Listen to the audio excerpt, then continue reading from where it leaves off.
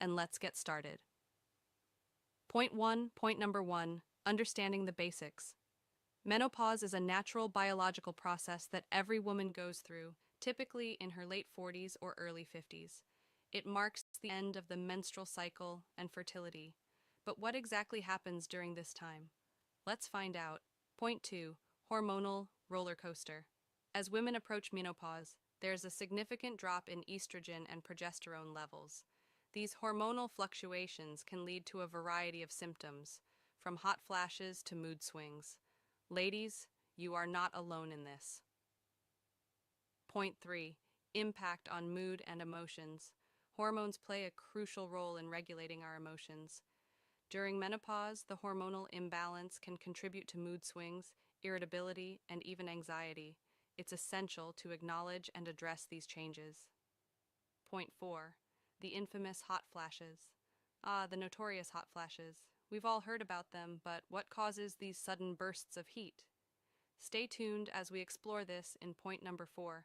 Point five, sleep disturbances. Menopause often brings along sleep challenges. From insomnia to night sweats, getting a good night's sleep can become quite the struggle. But fear not, we'll discuss strategies to help you catch those Z's. Point six, weight gain and metabolism.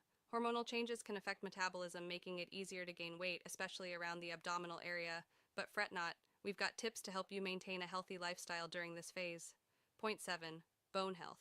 Estrogen plays a crucial role in maintaining bone density. With its decline during menopause, the risk of osteoporosis increases. Let's delve into how to support your bones through nutrition and lifestyle choices. Point eight, memory and cognitive changes. Some women experience changes in memory and cognitive function during menopause. We'll explore these changes and share strategies to keep your mind sharp. Point nine, skin and hair transformations. Hormonal changes can impact the skin's elasticity and lead to hair thinning. But worry not, we've got beauty tips to help you embrace and enhance your natural radiance. Point 10, sexual health during menopause. Let's address the elephant in the room. Changes in hormones can affect libido and vaginal health. We'll discuss open communication with your partner and ways to maintain intimacy. Point 11, managing stress. Menopause can be a stressful time, but stress exacerbates symptoms. Learn effective stress management techniques to navigate this phase with grace. Point 12, hormone replacement therapy, HRT. For some women, HRT can be a game changer in managing menopausal symptoms. We'll explore the pros and cons to help you make an informed decision. Point 13, nutrition and supplements. A balanced diet and specific supplements can alleviate menopausal symptoms. Let's explore the foods and nutrients that can make a positive impact on your well-being. Point 14, exercise and its role. Regular physical activity can make a significant difference in how you experience menopause. Discover the types of exercises that can boost your mood and overall health. Point 15, embracing the journey. Menopause is a transformative period, and embracing the changes is key. We'll leave you with empowering tips to celebrate this new chapter of life. Outro. And there you have it, folks. 15 points to demystify menopause and hormonal changes. If you found this video helpful, don't forget to give it a thumbs up, subscribe to Healthcare Lover for more insightful content, and hit that notification bell so you know. Hey there, lovely viewers. We're thrilled to have you back on our channel. Today, we're diving deep into a topic that's close to many hearts: how to boost your chances of getting pregnant. Whether you're just starting your journey or have been trying for a while, these detailed tips could be the key you're looking for. Point 1. Understand your menstrual cycle. Your menstrual cycle consists of different phases: follicular, ovulation, and luteal. Ovulation usually occurs around the middle of your cycle. Keep track of it using methods like basal body temperature or ovulation predictor kits. The fertile window spans a few days before and after ovulation, so aim for intimacy during this time. Point 2. Maintain a healthy lifestyle. Nutrition plays a pivotal role in fertility. Incorporate a variety of fruits, vegetables, whole grains, lean proteins, and healthy fats into your diet. Regular, moderate exercise can help regulate your hormones and boost overall well-being. Stress can interfere with ovulation. Practice stress reduction techniques like meditation, mindfulness, or even enjoyable hobbies. Point 3. Maintain a healthy weight. Being underweight can disrupt hormonal balance, while excess weight can lead to insulin resistance and irregular cycles. Aim for a BMI within the healthy range for optimal fertility. Point 4. Avoid harmful substances. Smoking can decrease fertility in both men and women. Quitting is a major step towards improving your chances. Limit alcohol consumption, as excessive intake may affect hormone levels. High caffeine intake has been linked to reduced fertility, so consider cutting back. Point 5. Preconception health check. Before embarking on your pregnancy journey, schedule a thorough health checkup with your doctor. Discuss any pre-existing conditions, medications, or supplements you're taking that could impact fertility. Point 6. Stay hydrated. Drinking enough water helps maintain healthy cervical mucus, which plays a role in fertility. Point 7. Timing matters. It's important to remember that pregnancy might not happen right away. Continue trying during your fertile window, but don't stress if it takes some time.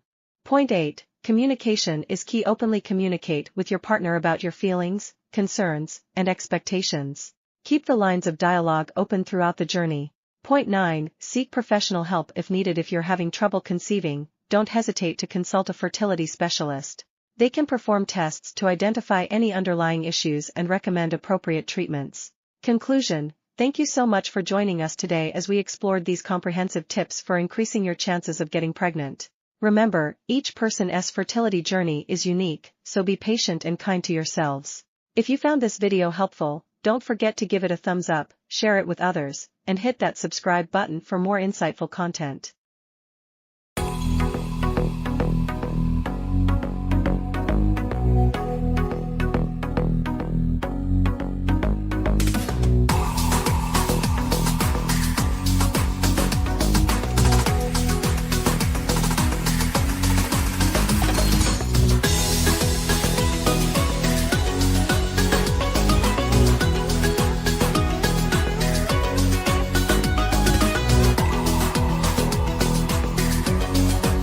Welcome back to our channel.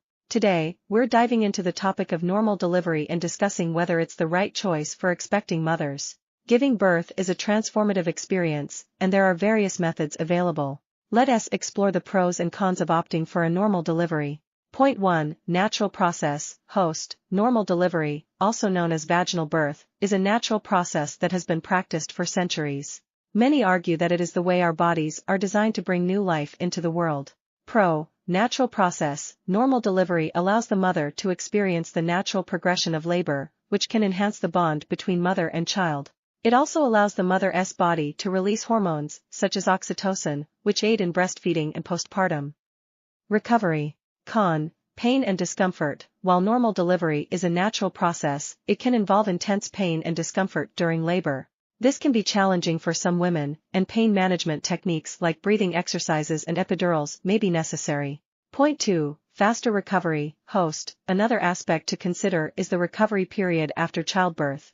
Let us take a closer look at the pros and cons related to recovery. Compared to a cesarean section, normal delivery typically results in postpartum recovery. Women who have a normal delivery may find it easier to resume their daily activities and care for their newborn. Con. Physical trauma. Despite the faster recovery, normal delivery can cause physical trauma, such as perineal tears. Recovery from these tears can take time and require additional care and attention. Point 3. Lower risk of complications. Host. Ensuring the safety of both the mother and baby during childbirth is a top priority. Let us discuss the pros and cons associated with the risk of complications. Pro. Lower risk of complications. In many cases, normal delivery is considered a safer option compared to cesarean sections. It carries a lower risk of infection, blood loss, and complications related to anesthesia. It also promotes natural immune system development for the newborn. Con. Unpredictability. Normal delivery is not without risks. Complications such as umbilical cord prolapse or shoulder dystocia can occur during labor. These situations require immediate medical intervention to ensure the well-being of both mother and baby. Point 4. Support and guidance. Host. Having a strong support system and access to guidance is crucial during childbirth. Let us explore the pros and cons related to support and guidance during normal delivery. Pro. Emotional support. Many women find comfort and reassurance in having their loved ones present during labor. The support of a partner, family members, or a doula can help alleviate anxiety and provide encouragement. Con: limited control. While having a support system is beneficial, the process of normal delivery can sometimes be unpredictable. This lack of control can be challenging for some women, leading to increased stress and anxiety. Conclusion: host. In conclusion, the decision to opt for a normal delivery or any other birthing method is a personal one that should be made after careful consideration. Let us summarize the pros and cons we've discussed. Normal delivery is a natural process that promotes the release of beneficial hormones and strengthens the mother-child bond. Faster recovery and shorter hospital stay are advantages of normal delivery, but physical trauma such as perineal tears may occur. Emotional support during labor can be comforting, but the lack of control in the process can cause stress and anxiety. Remember, every pregnancy is unique, and it's essential to consult with healthcare professionals to make an informed decision. We hope this video has provided you with valuable insights to help you make the best choice for yourself and your baby. Don't forget to like and subscribe.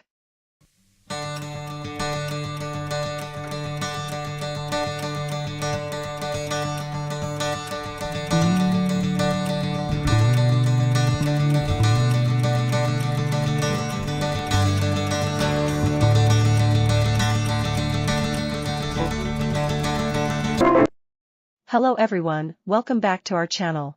Today, we are going to discuss the early signs of labor that expectant mothers should be aware of. If you're new here, consider subscribing and hit that notification bell so you won't miss any updates. Let us get started. The first sign is lightening. This occurs when the baby drops lower into the pelvis, relieving pressure on the diaphragm. Moms-to-be might feel increased pelvic pressure and notice their baby bump is lower. Braxton Hicks contractions. Next up, Braxton Hicks contractions. These are irregular, painless contractions that help prepare the uterus for labor. They may feel like a tightening or hardening of the belly. Increased discharge. As labor approaches, you might experience increased vaginal discharge. This is known as the mucus plug, and it protects the cervix during pregnancy. Losing it is a sign that labor could be near. Nesting instinct. Feeling an uncontrollable urge to clean and organize that's the nesting instinct kicking in. Many expectant mothers experience this surge of energy right before labor. Diarrhea or nausea. Hormonal changes can lead to gastrointestinal changes too. Diarrhea or nausea might occur as your body prepares for labor. Back pain. Persistent lower back pain can be a sign of labor, as the baby's head presses down on the pelvis and sacrum. Rupture of membranes. When the amniotic sac ruptures, commonly known as the water breaking, it's a clear indication that labor is imminent. This might be a gush of fluid or a slow trickle. Contractions. Last but not least, true labor contractions. These are regular, progressively intensifying contractions that help the cervix dilate and efface. Conclusion. Remember, every pregnancy is different, and not all women will experience these signs in the same way or order. If you notice any of these signs or have concerns, always reach out to your healthcare provider. Stay tuned for more pregnancy-related content and take care. See you in the next video. Outro. Thank you for watching. If you found this video helpful, give it a thumbs up and share it with others. Don't forget to subscribe and hit the notification bell to be notified of our future videos. Stay safe and take care. Bye. 17 weeks baby development. How big is your baby at 17 weeks pregnant? The baby is around 5.1 inches this stage. This is roughly the size of a potato. The skin is loose and wrinkled and the fetus has a lot of growing to do. By the time of the delivery, he or she will fill out their skin more normally. Around this stage of pregnancy, the fetus starts to look a lot more human. In addition to hair growing on the head, the eyebrows and eyelashes are also developing. The eyelids are shut, but the eyes themselves can move and the mouth can also open and close. The fingernails and toenails are growing, and your bundle of joy has also developed a firm grip. Your baby's been getting bigger and bigger over the last couple of weeks, and this means that he or she has needed a larger placenta. Remember that the placenta is the organ that supplies nutrition to the fetus, removes waste products, and fulfills other important roles. By the end of your pregnancy, the placenta will weigh around 510 grams. Your baby now has doubled in weight in the last 2 weeks.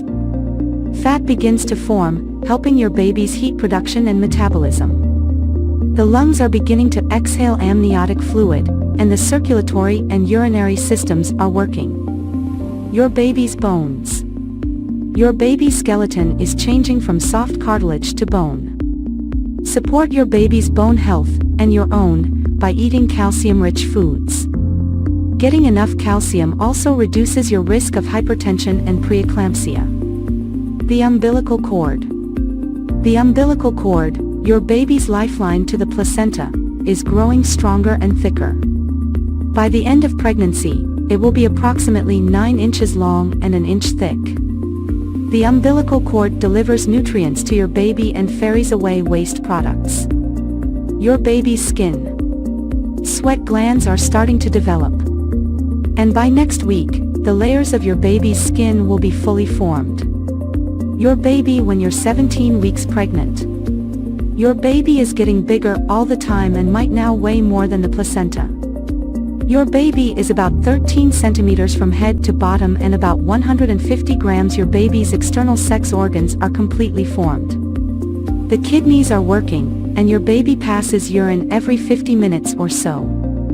Your baby will also swallow some urine, which is sterile, in the amniotic fluid. This is normal.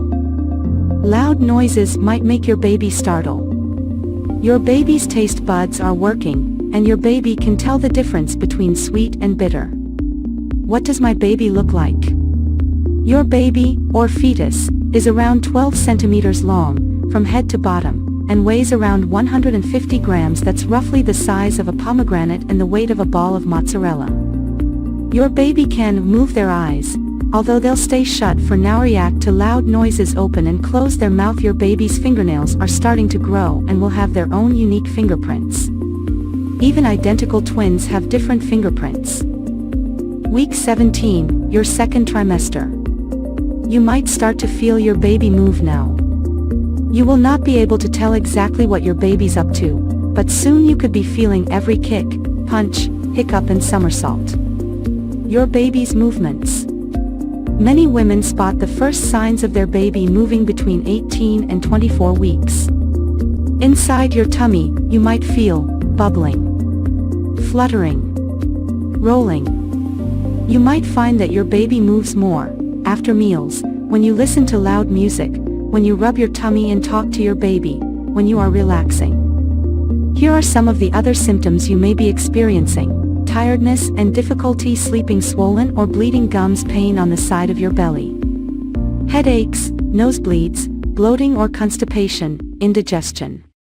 Teen pregnancy can have significant physical and emotional health risks for both the mother and the baby. Teenage mothers are at a higher risk of experiencing complications during pregnancy and childbirth, such as premature birth, low birth weight, and preeclampsia.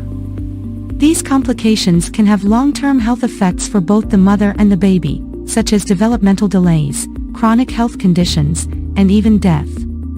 Furthermore, teenage mothers may experience emotional and mental health issues during and after pregnancy. It's important to educate young people about safe sex practices and contraception to prevent unintended pregnancies. Providing comprehensive sex education that includes information about contraception and healthy relationships can help young people make informed decisions about their sexual health. It's also important to provide access to affordable and effective contraception options for teens who choose to be sexually active. Teen pregnancy can have significant physical and emotional health risks, but with education and resources, we can help prevent unintended pregnancies and support pregnant teens in maintaining their health. Thanks for watching. Don't forget to like and subscribe for more videos like this. 7 weeks pregnant, your baby's development. Although your baby's brain development will continue long after birth, the basic sections have formed. As the week progresses, the digestive system and lungs are also developing. Tiny facial features are also starting to take shape, and each little arm now has a paddle-shaped hand attached to it. Another important development this week is the formation of the umbilical cord. This cord creates a connection between you and your developing baby throughout your pregnancy that allows nutrients and oxygen to flow between you and also eliminates your baby's waste. If you have a prenatal checkup scheduled for this week or sometime soon, and have an ultrasound exam, you may have an opportunity to see and hear something amazing: a heartbeat. Don't worry if this isn't in your healthcare provider's plans quite yet. The size of the embryo at 7 weeks pregnant. Your little one is growing fast. At 7 weeks, the embryo is about the size of a small blueberry, about 0.3 inch long. For a visual idea of how things are developing inside your uterus this week, check out this illustration: placenta, yolk sac, embryo, amniotic sac, uterus, cervix. Mom's body at 7 weeks pregnant. The pregnancy signs and symptoms you may have experienced in the past weeks will probably continue, and some of them may become more pronounced this week. Although these symptoms can be tiring and annoying, keep in mind that you're just a few weeks away from your second trimester, when many of these symptoms may subside. One symptom you may be experiencing around this week of pregnancy is frequent urination. Hormonal changes and increased blood volume are to blame for this. Now that there's more fluid in your system, it means more for your kidneys to process, and as a result, more urine is produced. 7 weeks pregnant, your symptoms. At 7 weeks pregnant, here are some of the symptoms you may be experiencing. Excess salivation. You may notice more saliva than usual, often accompanying the nausea and vomiting of morning sickness. It may feel weird, but this is just another strange, yet normal part of pregnancy for many women. Food cravings or aversions. Feel like pickles and chocolate for dinner? Can't stand the smell of eggs even though it never used to bother you? Your food preferences and tolerance for odors may change during this time, and these changes are most likely caused by hormones. If you find yourself craving any non-food items, like dirt or chalk, talk to your healthcare provider right away. Nausea. Of all of this week's symptoms, morning sickness can be the worst. It's often in full effect at this stage, and it can make you feel absolutely miserable. Luckily, for many women it's likely to disappear during the second trimester. Diarrhea. As if you needed another trip to the bathroom at 7 weeks, diarrhea is usually nothing to worry about. It may be one of the gastrointestinal symptoms, like constipation or indigestion, that you might experience due to fluctuating hormones. Try adding foods like applesauce, oatmeal, and bananas to your diet to help absorb any excess water, and stay hydrated, as diarrhea can lead to dehydration. Spotting. Light spotting at 7 weeks pregnant is considered normal, especially after sex. If you notice heavier bleeding, call your healthcare provider. Cramping. If you feel mild cramps, what you're experiencing is quite normal. Your uterus is expanding, so some discomfort is to be expected. If the cramping is severe or long-lasting, or if you feel pain other than cramping, call your healthcare provider. Fatigue. You may continue to feel exhausted this week. Your levels of the hormone progesterone are quickly increasing, and it's this hormone that can make you feel sleepy. Unlocking the secret to boost female fertility. Top 20 foods for improved egg quality. Introduction. Hello everyone. Welcome back to our channel. Today we have an incredibly important topic to discuss, something that many women may find valuable on their fertility journey. We'll be diving into the top 20 foods that can significantly enhance female egg quality. If you're ready to unlock the secret to boosting your fertility, stay tuned. Segment 1. Importance of female egg quality. Before we get into the list, let's understand why female egg quality is crucial for conception. The quality of your eggs plays a pivotal role in fertility, affecting not just the likelihood of conception, but also the health of the baby. Now, let's jump into the first set of foods that can make a positive impact. Segment 2. Dark leafy greens. Our number 1 on the list is dark leafy greens such as spinach and kale. Packed with essential nutrients like folate and iron, these greens promote optimal egg development and overall reproductive health. Add a generous serving of these greens to your diet for a fertility boost. Segment 3. Berries. Next up, we have berries. Blueberries, strawberries, and raspberries.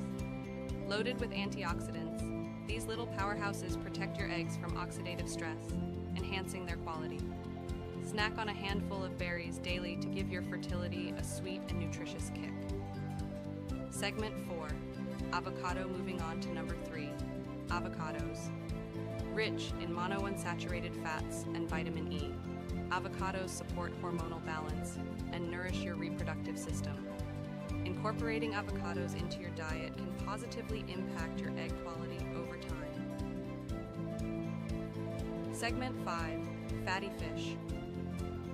Let's talk about fatty fish like salmon and mackerel, omega-3. Fatty acids found in these fishes are essential for reproductive health. They not only improve egg quality, but also contribute to a healthy pregnancy. Aim for at least 2 servings of fatty fish per week. Segment 6. Nuts and seeds. Nuts and seeds come in at number 5. Almonds, walnuts, and flax seeds are rich in omega-3s and antioxidants, promoting better egg quality. Snacking on a handful of these daily can be a simple yet effective way to boost your fertility. Segment 7. Quinoa. Quinoa takes the 6th spot on our list. This whole grain is a fantastic source of protein and essential amino acids, supporting overall reproductive health. Swap out refined grains for quinoa to give your body the nutrients it needs for optimal eggs quality. Segment 8. Greek yogurt. Number 7 is Greek yogurt. Packed with protein and probiotics, Greek yogurt promotes a healthy gut, positively influencing your reproductive system. Choose the unsweetened variety for maximum benefits. Segment 9. Broccoli. Broccoli, our 8th contender, is rich in folate and other crucial nutrients. It aids in regulating hormones and supporting healthy egg development. Steam or stir-fry broccoli as a tasty and nutritious side dish to boost your fertility. Segment 10. Lean protein. Lean protein sources like chicken and turkey make it to number 9. Protein is essential for overall health, and incorporating lean sources into your diet helps provide the necessary building blocks for optimal egg quality. Segment 11. Eggs. It might sound cliche, but eggs are our number 10. They are a fantastic source of high-quality protein, cold antioxidants. Including eggs in your diet can contribute to improved egg quality over time. Segment 12. Citrus fruits. Let's move on to number 11. Citrus fruits like oranges and grapefruits. Packed with vitamin C, these fruits support the production of collagen, a crucial component for healthy eggs. Add a citrusy twist to your diet for a fertility boost. Segment 13. Pumpkin seeds. Pumpkin seeds claim the 12th spot on our list. These tiny seeds are rich in zinc, a mineral essential for reproductive health. Snacking on pumpkin seeds can contribute to better egg quality and hormonal balance. Segment 14. Beans and lentils. Beans and lentils come in at number 13. These plant-based protein sources are high in fiber and essential nutrients, supporting hormonal balance and reproductive health. Incorporate a variety of beans and lentils into your meals. Segment 15. Sweet potatoes. Number 14 is sweet potatoes. Packed with beta-carotene and vitamin A, sweet potatoes support healthy egg development. Swap regular potatoes for the sweet variety to enhance your fertility. Segment 16. Tomatoes. Tomatoes take the 15th spot. Rich in lycopene, an antioxidant, tomatoes support reproductive health by protecting eggs from damage. Add fresh tomatoes to your salads or enjoy them in cooked dishes. Segment 17. Asparagus. Asparagus claims the 16th spot. This green veggie is loaded with folate, promoting optimal egg quality and hormonal balance. Steam or roast asparagus for a delicious and fertility-boosting side dish. Segment 18. Beets. Beets at number 17 are rich in nitrates and antioxidants. They support blood flow to the reproductive organs, positively influencing egg quality. Incorporate beets into your diet for a natural fertility boost. Segment 19. Lean red meat. Lean red meat makes it to number 18. Rich in iron and zinc, red meat supports overall reproductive health. Choose lean cuts and enjoy them in moderation to enhance your fertility. Segment 20. Water. Last but not least, staying hydrated is crucial for optimal fertility. Drinking enough water ensures proper circulation, supporting the delivery of nutrients to the reproductive organs. So, don't forget to keep yourself well hydrated throughout the day. Conclusion. And there you have it. the top 20 foods to improve female egg quality. Remember, making these dietary changes is a journey, and consistency is key. If you found this video helpful, give it a thumbs up, and don't forget to subscribe for more valuable content. Wishing you all the best on your fertility journey. Until next time, take care. Outro. Thank you for watching, and we'll see you in the next video. Stay healthy and happy. 8 weeks pregnant, your baby's development. This week, hands and feet are forming tiny fingers and toes, and those arms are able to flex at the elbows and wrists. At this point, eyes begin to develop pigment, and genitals are forming too, although it's still too soon to know whether you're expecting a boy or a girl. If you feel like taking a guess though, have some fun with our baby gender quiz. These external features aren't the only things developing, the internal organs are making strides. As the intestines form, they start to take up space in the umbilical cord because there's not enough room in your baby's abdomen yet. Even at this early stage, the intestines are working to carry waste away from the body.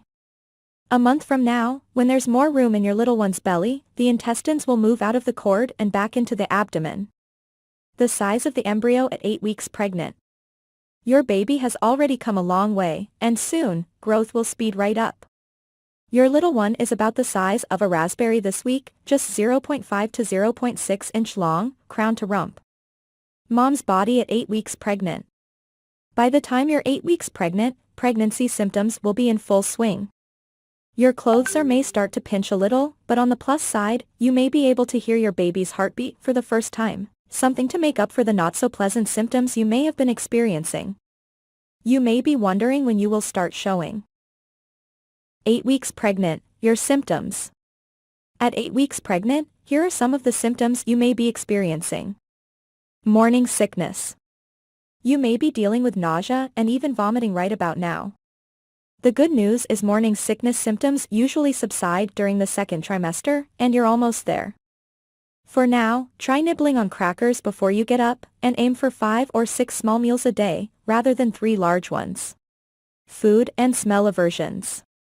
Certain tastes and odors that have never bothered you before may seem overbearing or repugnant, thanks to increased hormones that amplify your sense of smell and make your stomach feel as if you're on a wild roller coaster ride.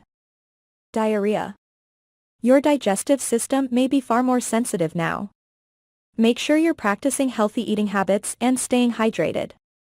Contact your healthcare provider if the diarrhea lasts longer than 24 hours. Or is accompanied by any other symptoms, and do not take anti-diarrheal medicine or any medication before checking with your provider. Frequent urination. Yes, you may still be making lots of extra trips to the bathroom. This symptom will come and go throughout the rest of your pregnancy as your baby grows and your uterus expands, both of which put pressure on your bladder. Abdominal cramping. This symptom can be associated with the continued growth of your uterus. Back pain. By the time you are 8 weeks pregnant, back pain may strike, particularly around the lower back. That's because the muscles in your back are working a bit harder than usual as your weight is redistributed to accommodate your growing uterus. Furthermore, your center of gravity is changing, and those pregnancy hormones are working on relaxing ligaments in the joints of your pelvis. Light spotting. Spotting, a few drops of blood at a time, can be normal. However, be sure to talk to your healthcare provider if you feel at all concerned and call right away if you notice heavier bleeding. Fatigue. Your progesterone levels are increasing, which can often leave you feeling more tired than usual. Go ahead and grab some extra snooze time whenever you can. If you're feeling exhausted, listen to your body and try to take it easy. Trouble sleeping. Changing hormone levels, discomfort, and extra trips to the restroom often add up to disturbed sleep. Try listening to peaceful music or reading a book if you're feeling wide awake. You can also try drinking warm milk or taking a shower or bath before bed. Some women find lying on their left side is helpful as it improves blood circulation. Placing a pillow between your knees may help you feel more comfortable too. C-Section Recovery Guide, 20 Essential Tips for New Moms. 1. Introduction.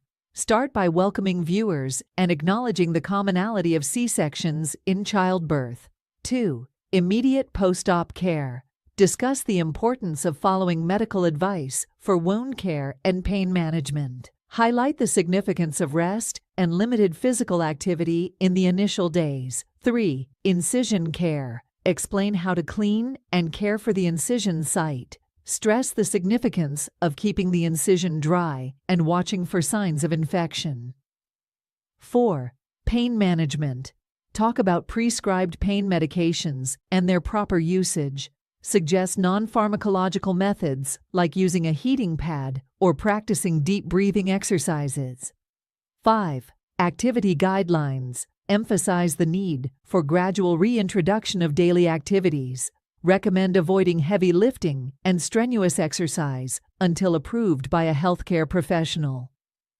6. Nutrition and hydration. Highlight the importance of maintaining a healthy diet for recovery. Encourage staying hydrated to aid in healing. 7. Monitoring postpartum bleeding. Discuss what is considered normal postpartum bleeding and when to seek medical attention. 8. Emotional well-being. Address the emotional aspects of recovery and potential postpartum emotions. Encourage open communication with healthcare providers about mental health concerns. 9. Follow-up appointments.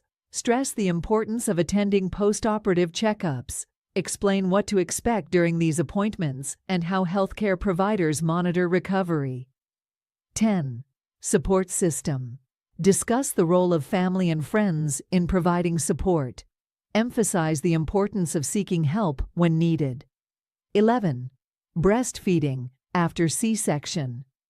Offer guidance on breastfeeding positions that are comfortable post-surgery.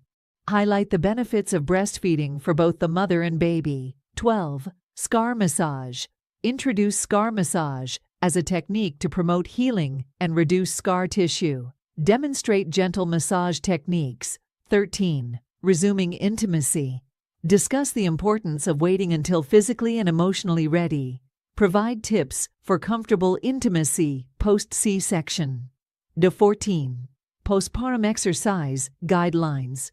Explain when it's safe to start postpartum exercises. Offer examples of gentle exercises to aid in recovery. 15. Birth control options. Discuss contraceptive options suitable for post-C-section recovery. Encourage discussions with healthcare providers about family planning. 16. Warning signs. Outline potential complications and the importance of recognizing warning signs. Stress the need to seek immediate medical attention for any concerning symptoms. 17. Scar appearance. Address common concerns about the appearance of the scar. Provide reassurance that scars tend to fade over time. 18. Returning to work. Discuss factors to consider when planning a return to work. Emphasize the importance of balancing work responsibilities with ongoing recovery needs. 19. Long-term care considerations. Mention the potential for future pregnancies and how that may impact the C-section scar. Discuss any long-term considerations or precautions advised by healthcare professionals. 20. Conclusion. Summarize key points. Encourage viewers to consult with their healthcare providers for personalized advice. Remember to tailor the script to your audience and provide a disclaimer to consult with healthcare professionals for personalized advice.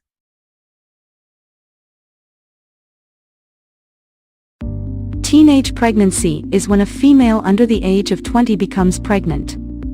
It is a global issue that affects millions of teenagers every year. Teenage pregnancy can have serious physical, emotional, and social consequences for both the mother and the baby. It is more common in low-income communities, where access to contraception and education may be limited. Lack of knowledge about sexual health, contraception, and healthy relationships can contribute to teenage pregnancy. Teenage mothers are more likely to drop out of school, which can limit their future opportunities and earning potential. Teenage fathers may also face financial and social challenges as a result of the pregnancy. The rate of teenage pregnancy has been declining in many countries, but it remains a significant problem in some regions. Prevention programs that provide education, counseling, and access to contraception have been effective in reducing the rate of teenage pregnancy. Support for teenage parents, including medical care, childcare, and education, can help mitigate the negative effects of teenage pregnancy.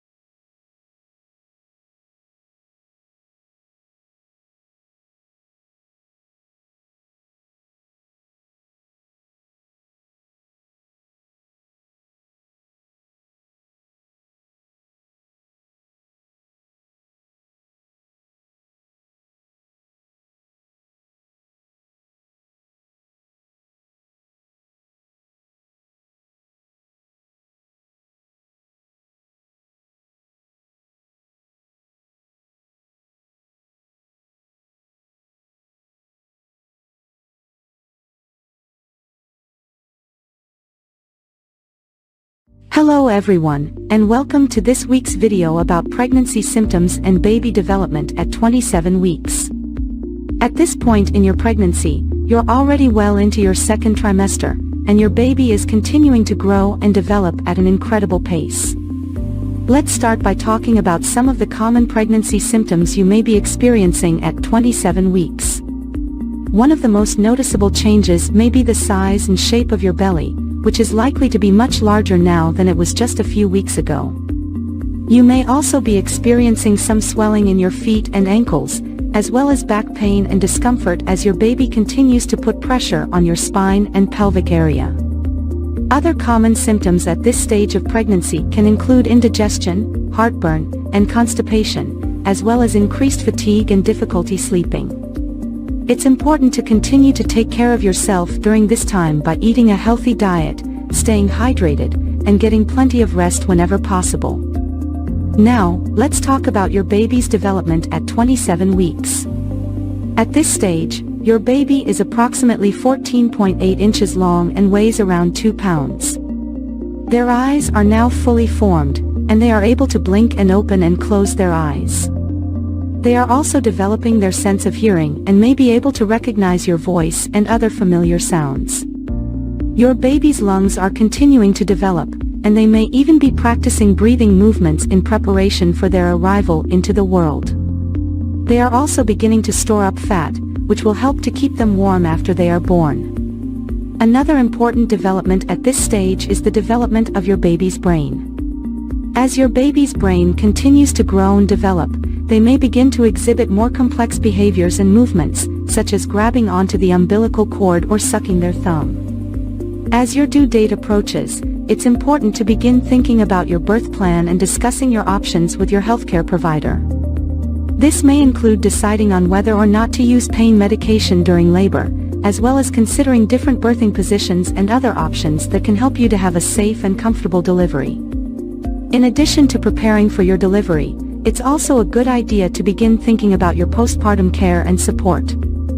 This may include arranging for help with childcare and household tasks, as well as seeking out resources for emotional support and counseling. As always, if you have any questions or concerns about your pregnancy, it's important to talk to your healthcare provider for advice and guidance. So that's it for this week's video on pregnancy symptoms and baby development at 27 weeks. Thanks for tuning in, and we'll see you in next video.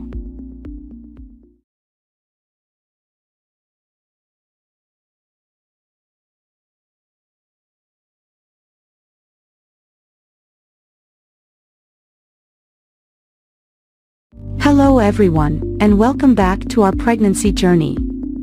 Today, we are at the 28-week mark, which means we are officially in the third trimester. In this video, we will discuss the symptoms you may experience at this stage of pregnancy and how your baby is developing. First, let's talk about some common symptoms you may experience during the 28th week of pregnancy. At this point, your baby is growing rapidly, which can put a lot of strain on your body.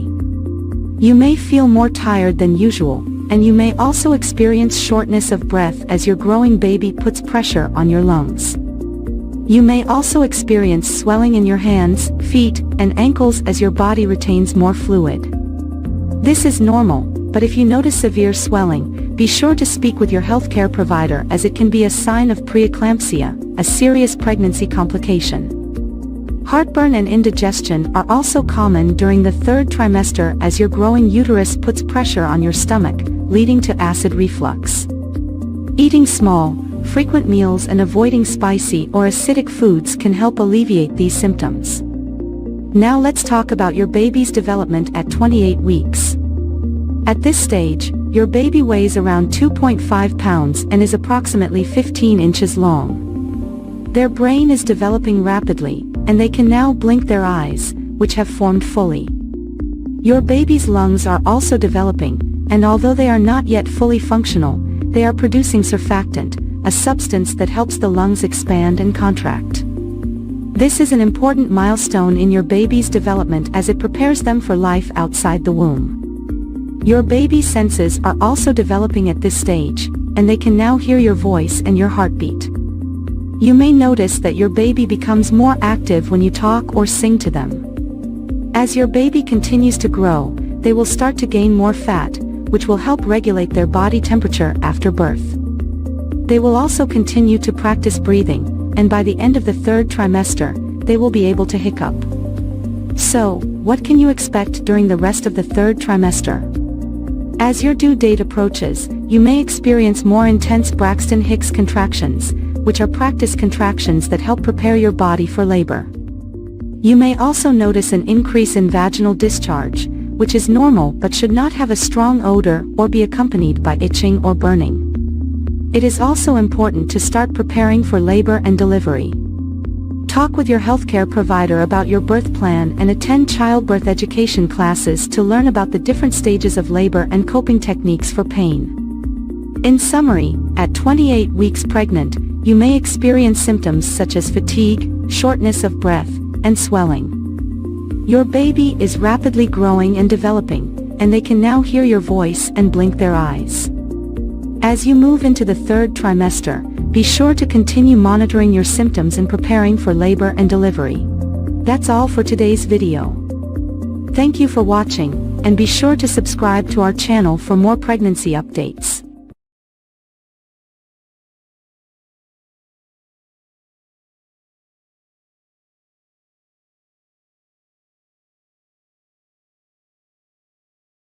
Hello, and welcome back to our pregnancy journey.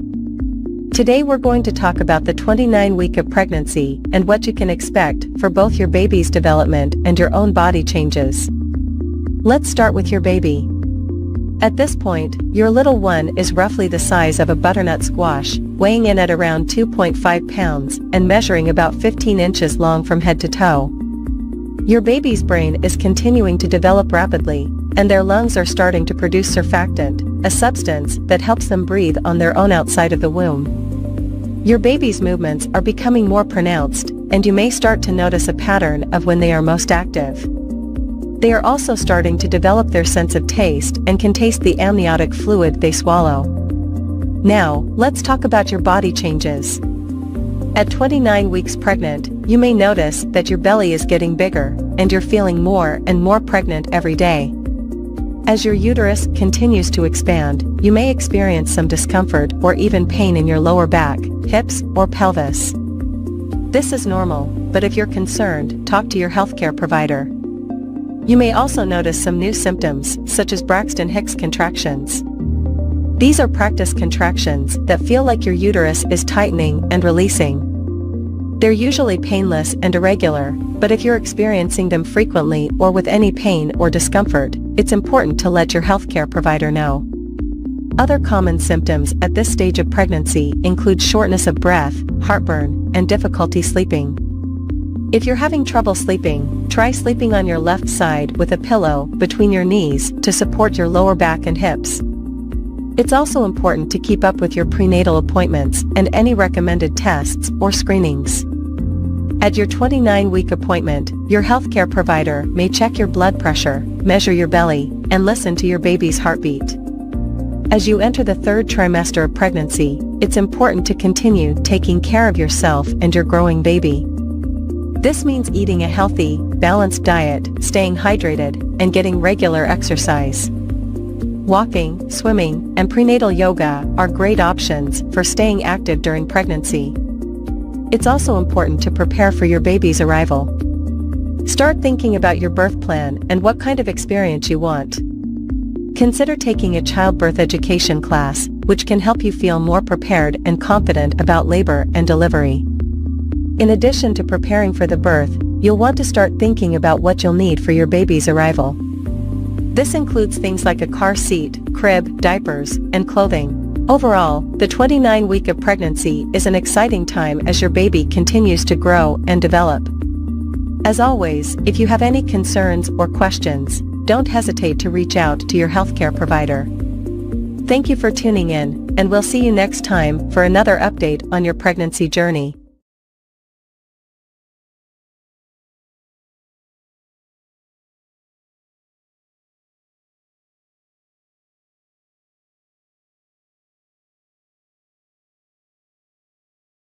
Hello, and welcome to this video about 30 weeks of pregnancy and baby development.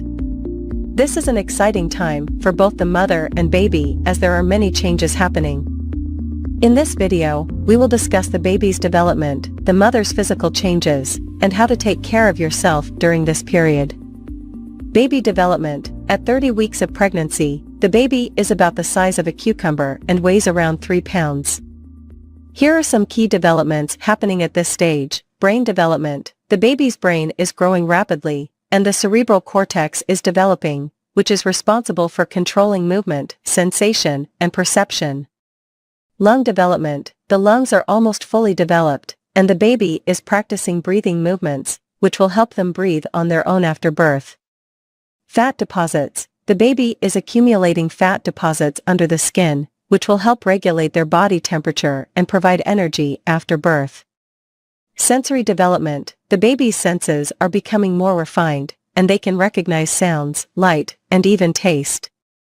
Movement. The baby is quite active and can move around, kick, and even hiccup. You may feel their movements quite strongly at this stage. Mother's physical changes. As the baby grows, the mother's body will also go through many changes.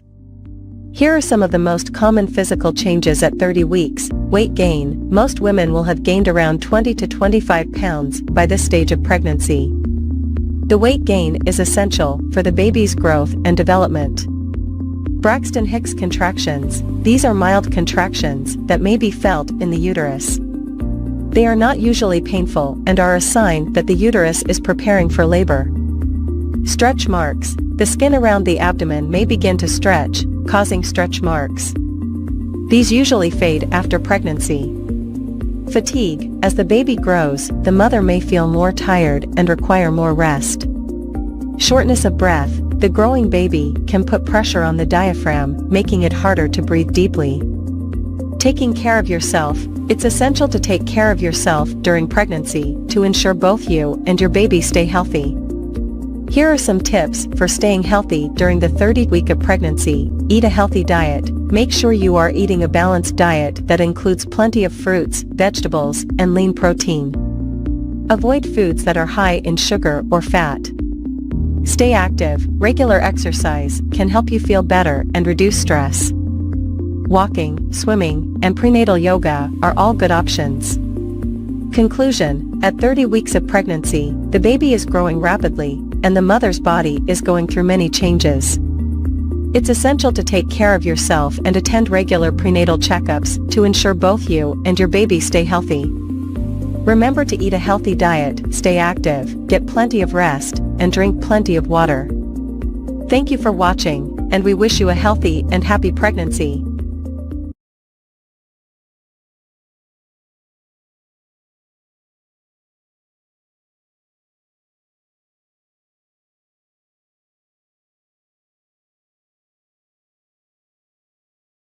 Hello, and welcome back to our series on pregnancy. Today, we will be discussing week 31 of pregnancy and everything you need to know about your baby's development and your symptoms. So, let's get started.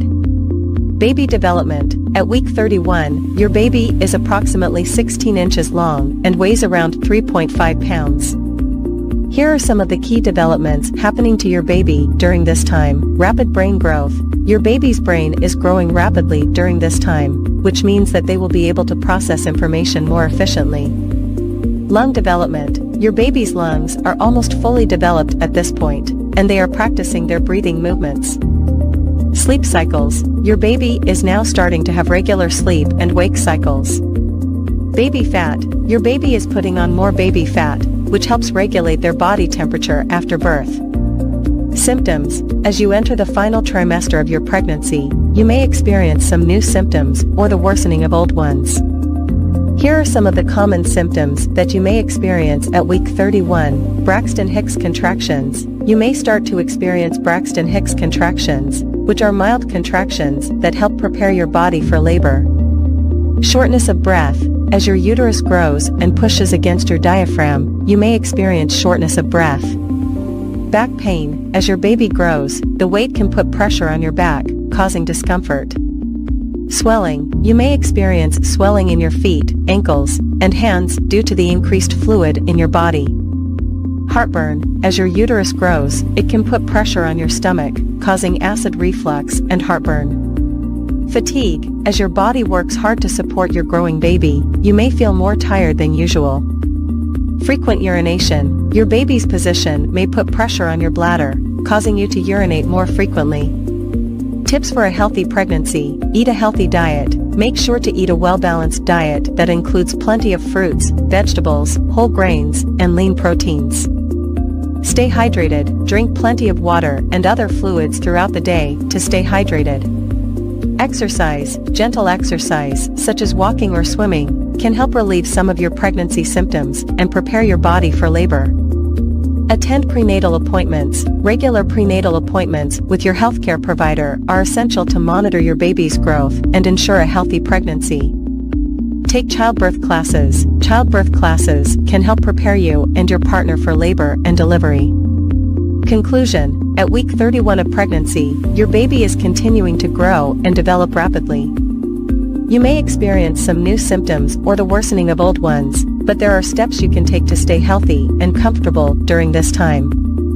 Remember to eat a healthy diet, stay hydrated, exercise, get plenty of rest, attend prenatal appointments, take childbirth classes, and practice relaxation techniques. With these tips, you can have a healthy and happy pregnancy.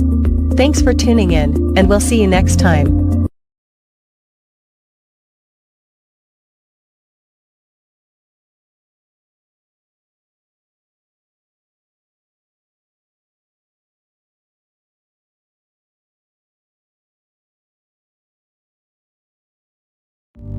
Hello everyone, welcome to my YouTube channel.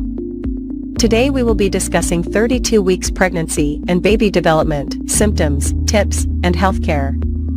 As a senior gynecologist, I have had years of experience helping women through their pregnancy journey. So, without further ado, let's get started. Baby development. At 32 weeks, your baby is about the size of a large jicama, measuring around 16.7 inches long and weighing about 4 pounds. Your baby's eyes are now fully formed and can open and close them.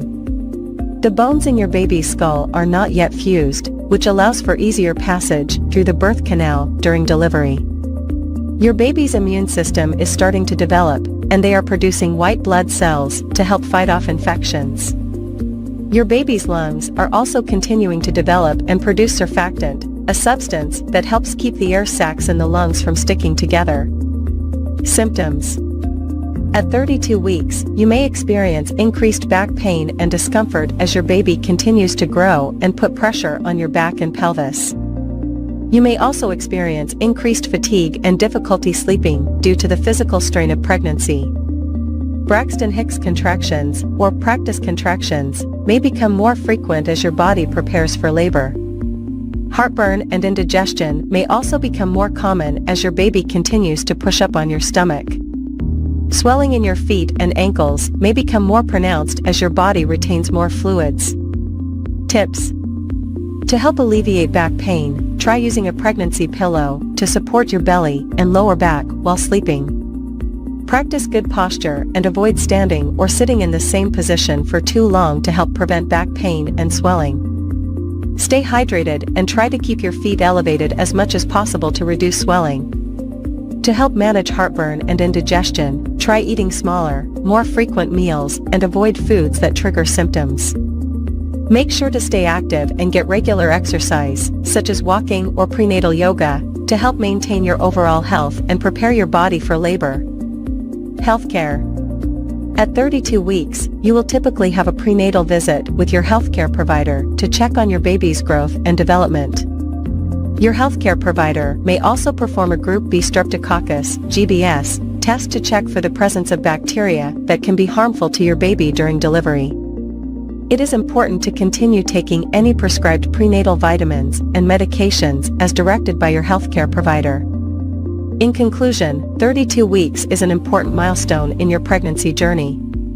Your baby is continuing to develop and grow, and you may experience new symptoms and challenges. Remember to practice good self-care, stay active, and attend all scheduled prenatal appointments to ensure a healthy pregnancy and delivery.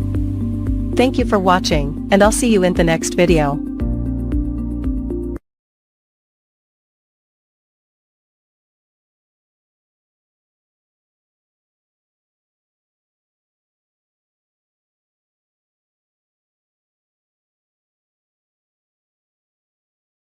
Hello everyone. Today, we will talk about the 33 week of pregnancy and the development of the baby at this stage.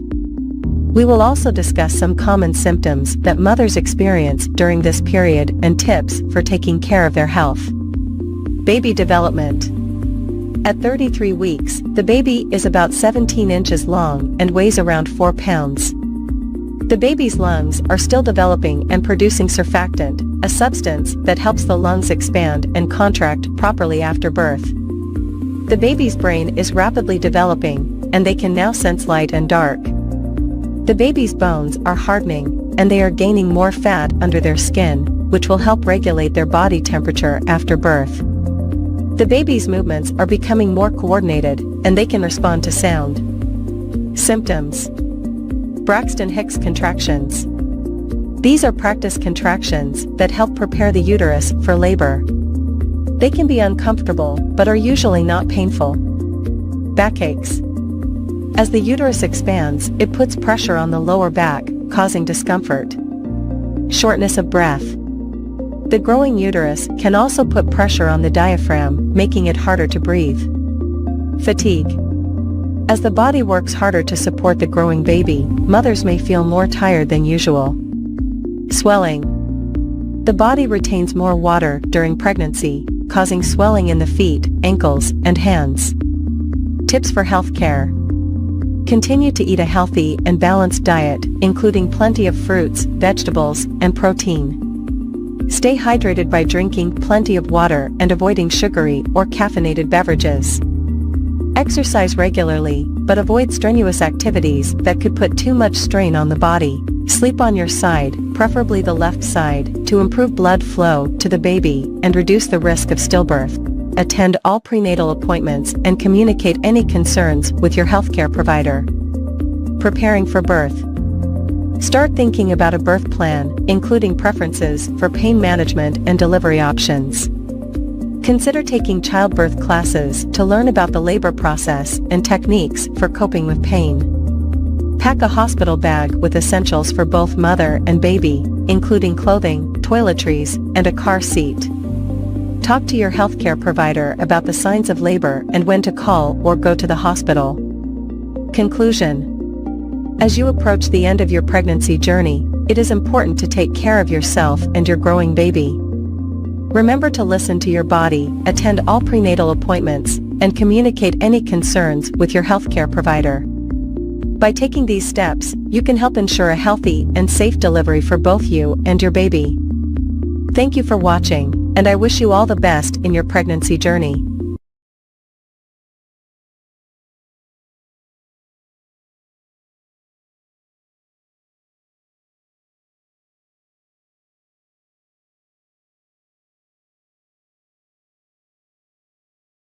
Hello everyone, we are going to discuss pregnancy at 34 weeks. At this stage, your baby is approximately 18 inches long and weighs around 4.5 pounds. Your baby's organs are fully developed, and they are continuing to gain weight and grow. Braxton Hicks contractions. These are practice contractions that your body goes through as it prepares for labor. They can be uncomfortable, but are usually not painful. Shortness of breath. As your baby continues to grow, it can push against your diaphragm and make it harder to breathe. You may notice that you need to take more frequent breaks or rest periods. Pelvic pain. As your baby moves into the birth canal, you may experience discomfort or pain in your pelvic area. Swelling. Many women experience swelling in their feet and ankles during pregnancy. Make sure to elevate your feet when possible and stay hydrated.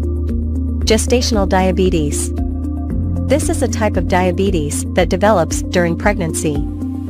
If you are diagnosed with gestational diabetes, your doctor may recommend a special diet and monitoring your blood sugar levels. Preeclampsia. This is a potentially serious condition that can develop during pregnancy, characterized by high blood pressure and protein in the urine. If you experience symptoms like severe headaches, vision changes, or abdominal pain, contact your doctor immediately. Fetal movement. You should continue to monitor your baby's movements and contact your doctor if you notice any significant changes. Now, let's talk about some tips for taking care of yourself during this stage of pregnancy. Rest. As your due date approaches, make sure to get plenty of rest and sleep. This will help you conserve your energy for labor and delivery. Stay hydrated. Drink plenty of water and avoid sugary or caffeinated drinks. Exercise. Gentle exercise like walking or prenatal yoga can help you stay healthy and prepare your body for labor. Kegel exercises. These exercises can help strengthen your pelvic floor muscles and prepare your body for childbirth. Prenatal classes. Consider taking a prenatal class to learn more about childbirth, breastfeeding, and newborn care. Pack your hospital bag.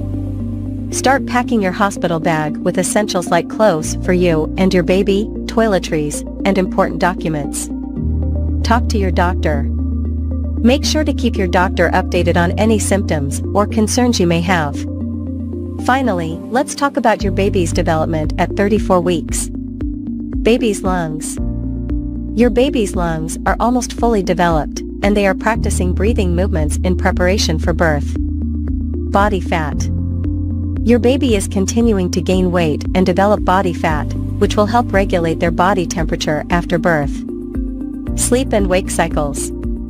Your baby may start to have regular sleep and wake cycles, which can help prepare them for life outside the womb. Head down position. Most babies will move into the head down position in preparation for delivery. Overall, pregnancy at 34 weeks is an exciting and important time as you prepare for the birth of your baby. Remember to take care of yourself and stay in touch with your doctor as you get closer to your due date. Thanks for watching, and I'll see you in the next video.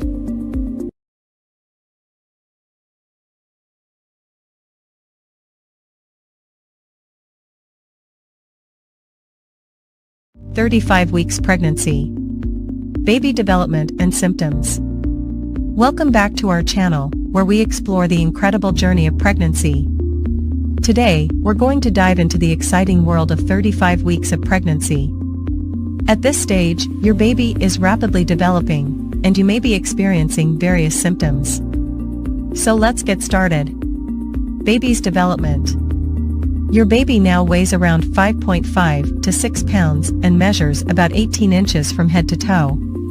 The baby's organs and systems are nearly fully developed, and the lungs continue to mature. The skin is becoming smoother as the fat layers continue to fill out. Your baby's brain is rapidly growing, and the nervous system is maturing. The baby's bones are fully formed but are still flexible to ease the birthing process. Symptoms you may experience. Braxton Hicks contractions. You may experience more frequent and intense practice contractions, which can help prepare your body for labor. Shortness of breath. As your uterus expands, it pushes against your diaphragm, making it harder to take deep breaths. Increased vaginal discharge. It's common to have a thicker and heavier discharge at this stage, but consult your doctor if it's accompanied by itching, burning, or a foul odor. Pelvic discomfort. The growing baby puts pressure on your pelvis, leading to pelvic pain or discomfort. Frequent urination. The baby's position and size may put pressure on your bladder, causing the need to urinate more often. Trouble sleeping. Finding a comfortable position becomes more challenging, and you may experience pregnancy-induced insomnia. Heartburn and indigestion. Hormonal changes and the baby's position can lead to increased acidity and digestive issues. Self-care tips for this stage. Rest and sleep. Listen to your body and prioritize getting enough rest and sleep. Exercise. Engage in gentle exercises like walking or prenatal yoga to stay active and relieve discomfort. Pelvic floor exercises. Strengthen your pelvic floor muscles by practicing Kegel exercises. Maintain a healthy diet. Focus on well-balanced meals that include fruits, vegetables, lean proteins, and whole grains. Stay hydrated. Drink plenty of water throughout the day to prevent dehydration and assist with digestion. Use proper body support. Invest in a maternity support belt or pillow to help alleviate back and pelvic pain. Practice relaxation techniques. Deep breathing exercises, meditation, or prenatal massages can help reduce stress and promote relaxation. Prepare for breastfeeding. Attend breastfeeding classes, educate yourself about proper latch techniques, and gather essential supplies. And that wraps up our exploration of 35 weeks of pregnancy. Remember, every pregnancy is unique, and if you have any concerns or questions, consult your healthcare provider. Stay tuned for more exciting updates on the journey of pregnancy. Don't forget to like, subscribe, and hit that notification bell to never miss an episode. Take care, and we'll see you next time.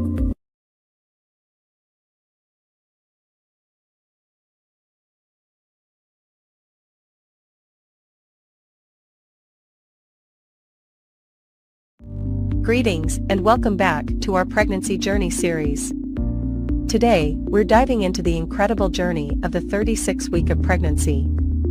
As your due date gets closer, both you and your baby are experiencing some remarkable changes. Let's explore the symptoms you may encounter and the exciting developments happening to your little one. Maternal symptoms at 36 weeks. Increased discomfort. Your baby's growth puts additional pressure on your abdomen, causing discomfort and backaches.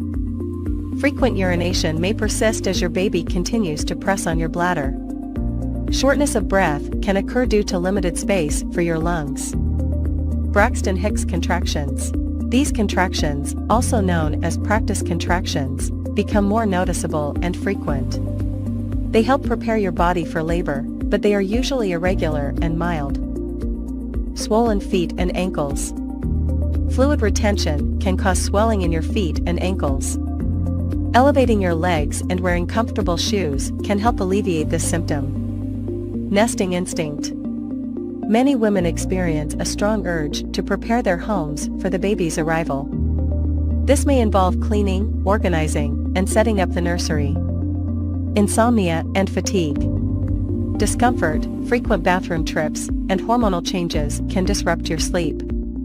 Take short naps, practice relaxation techniques, and maintain a consistent sleep routine. Baby development at 36 weeks. Size and weight.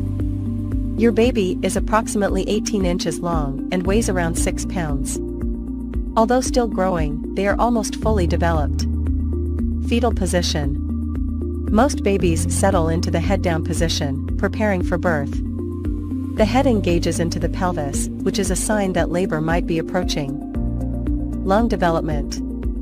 By 36 weeks, your baby's lungs have matured significantly. They continue to produce surfactant, a substance that helps the lungs expand and function properly after birth. Immune system. Your baby's immune system strengthens as they receive antibodies from you through the placenta. This provides them with some protection against infections early in life. Brain and nervous system. The brain development is almost complete, with rapid growth in the cerebral cortex. Your baby's nervous system is fully functional, and they can process information and regulate body temperature. Baby's movement. Due to limited space, you may feel more rolling and stretching movements instead of kicks. Hiccups are common as your baby practices swallowing and inhaling amniotic fluid. Preparations for the upcoming weeks. Finalize birth plan.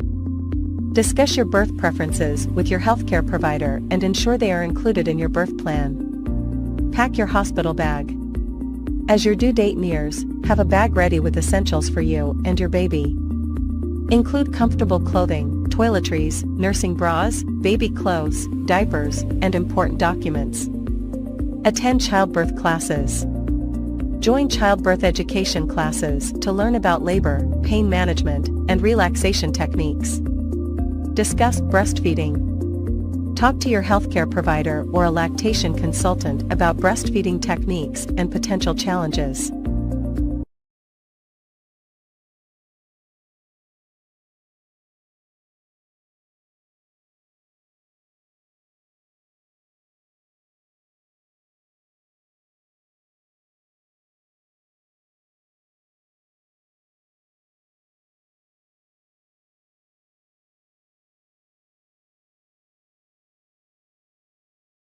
Hello and welcome back to our pregnancy journey. Today, we're diving into the incredible journey of week 37 of pregnancy. As we approach the final stretch, both you and your baby are going through significant changes. So, let us explore the symptoms and developments you can expect during this exciting time. But before we begin, don't forget to hit that subscribe button and ring the notification bell, so you don't miss any of our future videos. Week 37 marks the beginning of the 9th month of pregnancy, and your baby is almost ready to make their grand entrance into the world. Let us start by taking a look at the baby's development. At this stage, your baby weighs around 6.5 pounds 2.9 kilograms and measures approximately 19 inches 48 centimeters long. They are fully developed and are fine-tuning their systems for life outside the womb. Their organs, including the lungs, digestive system, and immune system, are all working in unison, preparing for the transition. Now, let us discuss the symptoms and changes you may experience during week 37. Increased pressure and discomfort. Host, as your baby continues to grow, you may experience increased pressure and discomfort in your pelvic region. This happens as your baby's head descends into the pelvis, preparing for birth. This can lead to a frequent need to urinate, difficulty walking, and even back pain. Braxton Hicks contractions. Host, you may also notice an increase in Braxton Hicks contractions, which are practice contractions that help prepare your body for labor. These contractions are usually irregular and less painful than true labor contractions. Remember to stay hydrated and practice relaxation techniques to ease any discomfort. Fatigue and difficulty sleeping. Host, fatigue and difficulty sleeping can become more prominent during week 37. Your growing belly, frequent bathroom trips, and discomfort can make it challenging to find a comfortable position. Try using pillows for support and establishing a relaxing bedtime routine to improve your sleep. Increased vaginal discharge. Host, during this stage, you might notice an increase in vaginal discharge. This discharge, known as leukorrhea, helps prevent infections. However, if you experience any changes in color, consistency, or a foul odor, it's essential to consult your healthcare provider. Swelling and varicose veins. Host, swelling, especially in the feet and ankles, can become more pronounced at this stage of pregnancy. Additionally, you might notice the appearance of varicose veins due to increased blood volume and pressure. Elevating your legs, wearing compression stockings, and taking regular walks can help alleviate these symptoms. Emotional changes. Host, lastly, as your due date approaches, you might experience a mix of emotions, including excitement, nervousness, and even anxiety. It's essential to surround yourself with a support system and communicate your feelings with your loved ones. And that wraps up our journey through week 37 of pregnancy. It's amazing to see how far both you and your baby have come. Remember, each pregnancy is unique, so if you have any concerns or questions, don't hesitate to reach out to your healthcare provider. Stay tuned for our next video, where we'll discuss the final stages of pregnancy and the upcoming labor and delivery. Don't forget to like this video and leave a comment below if you found this information helpful. Until next time, take care and enjoy the remaining weeks of your pregnancy journey. Thank you for watching, and we'll see you soon.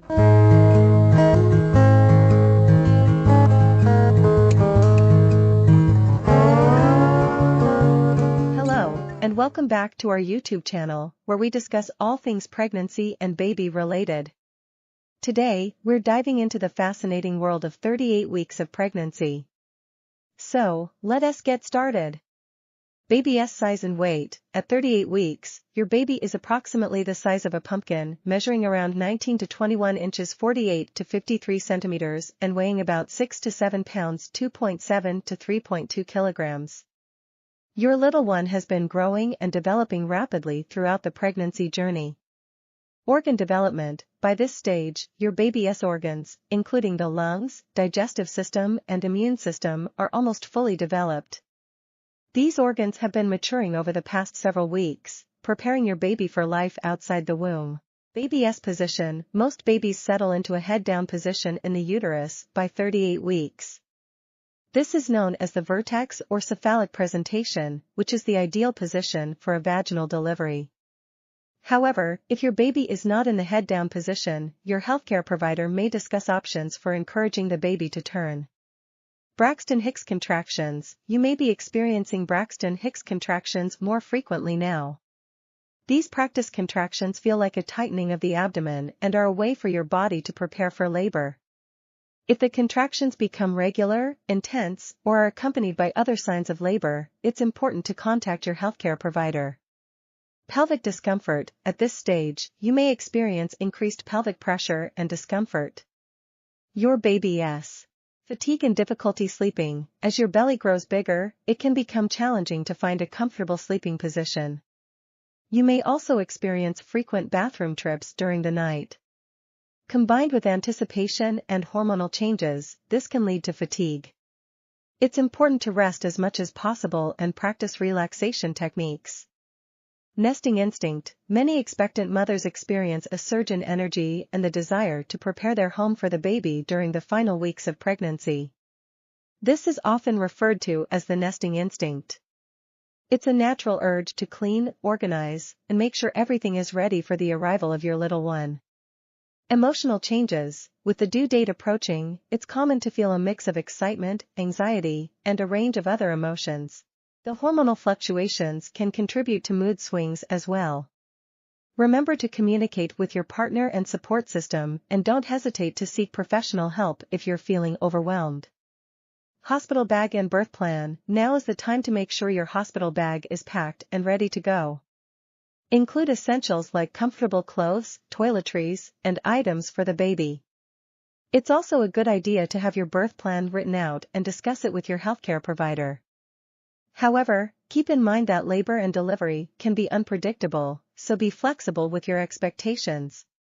That wraps up our discussion on the development and symptoms during 38 weeks of pregnancy. We hope you found this information helpful and informative. Don't forget to subscribe to our channel for more pregnancy and baby-related content. As always, take care of yourself and your little one. See you next time.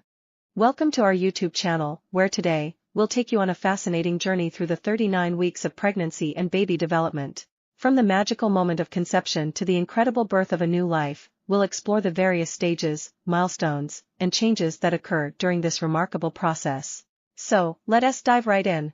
Week 1 Conception, host. In Week 1, conception occurs when a sperm fertilizes an egg, forming a zygote. This tiny cluster of cells begins its journey towards the uterus. Week 2 Implantation, host. By Week 2, the zygote implants itself into the uterine lining, where it will receive nourishment and continue its rapid division and growth. Week 3 Embryonic Development, host. During Week 3, the zygote becomes an embryo, and its cells start differentiating into the brain, spinal cord, and other essential structures. Week 4 Heartbeat, host. In the 4th week, the heart starts to beat, and the embryo begins to take on a recognizable shape. It's about the size of a poppy seed at this stage.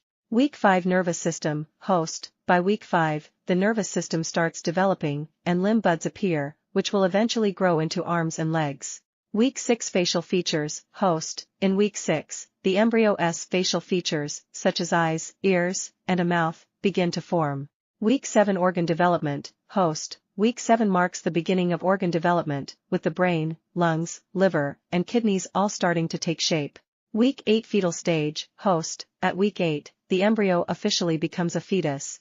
It's about the size of a raspberry and can start moving its limbs.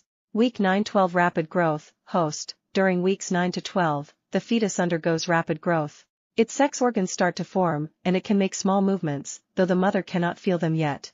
Week 13 Trimester 1 ends, host. At Week 13, the first trimester comes to an end. The fetus is now about the size of a lemon, and its tiny fingerprints are forming. Week 14-16 Developing Senses, host. In weeks 14 to 16, the fetus's senses begin to develop. It can now hear sounds from the outside world and may even suck its thumb. Week 17-20 Movement Sensation, host. During weeks 17 to 20, the mother starts to feel the baby's movements. The fetus's skin becomes covered with vernix, a protective waxy substance. Week 21-24 Viability, host. At weeks 21 to 24, the fetus reaches the age of viability, where it has a chance of survival outside the womb with medical assistance. Week 25-28 Rapid Brain Development, host. During weeks 25 to 28, the baby's brain undergoes significant development. The eyes open and close, and the fetus has distinct sleep-wake cycles. Week 29-32 Developing Immune System, host. In weeks 29 to 32, the baby's immune system strengthens as it receives antibodies from the mother. Week 33-36 Lung Development, host. At weeks 33 to 36, the baby's lungs mature, and it assumes a head-down position in preparation for birth. Week 37 Full Term, host. Congratulations! At week 37, the baby is considered full term, and it's now ready to be born. Week 38-39 Final Weeks, host. In the final weeks, the baby drops lower into the pelvis, relieving pressure on the mother's diaphragm and making breathing easier. Birth, host. And now, after an incredible journey of 39 weeks, it's time for the most momentous event, the birth of the baby. It's a miraculous and emotional experience that marks the beginning of a new chapter in the lives of both the parents and the newborn. Conclusion, host. Pregnancy and baby development encompass an awe-inspiring process that showcases the wonders of life. From a single cell to a fully formed human being, these 39 weeks are filled with incredible growth, milestones, and changes. We hope you enjoyed this journey with us today. Outro, host. If you found this video informative and fascinating, don't forget to like and share it with others who might be interested. Subscribe to our channel for more captivating content on parenting, health, and lifestyle. Thanks for watching, and we'll see you in the next video. Title: 40 Weeks of Pregnancy, Symptoms, and Baby Development. Introduction: Welcome to our comprehensive guide on the incredible journey of pregnancy, spanning 40 weeks of symptoms and baby development. Weeks 1-4. Week 1, conception occurs, and the journey begins. Week 2, the fertilized egg travels down the fallopian tube. Week 3, implantation takes place, and the embryo starts to form. Week 4, the embryo develops the neural tube, which will become the brain and spinal cord.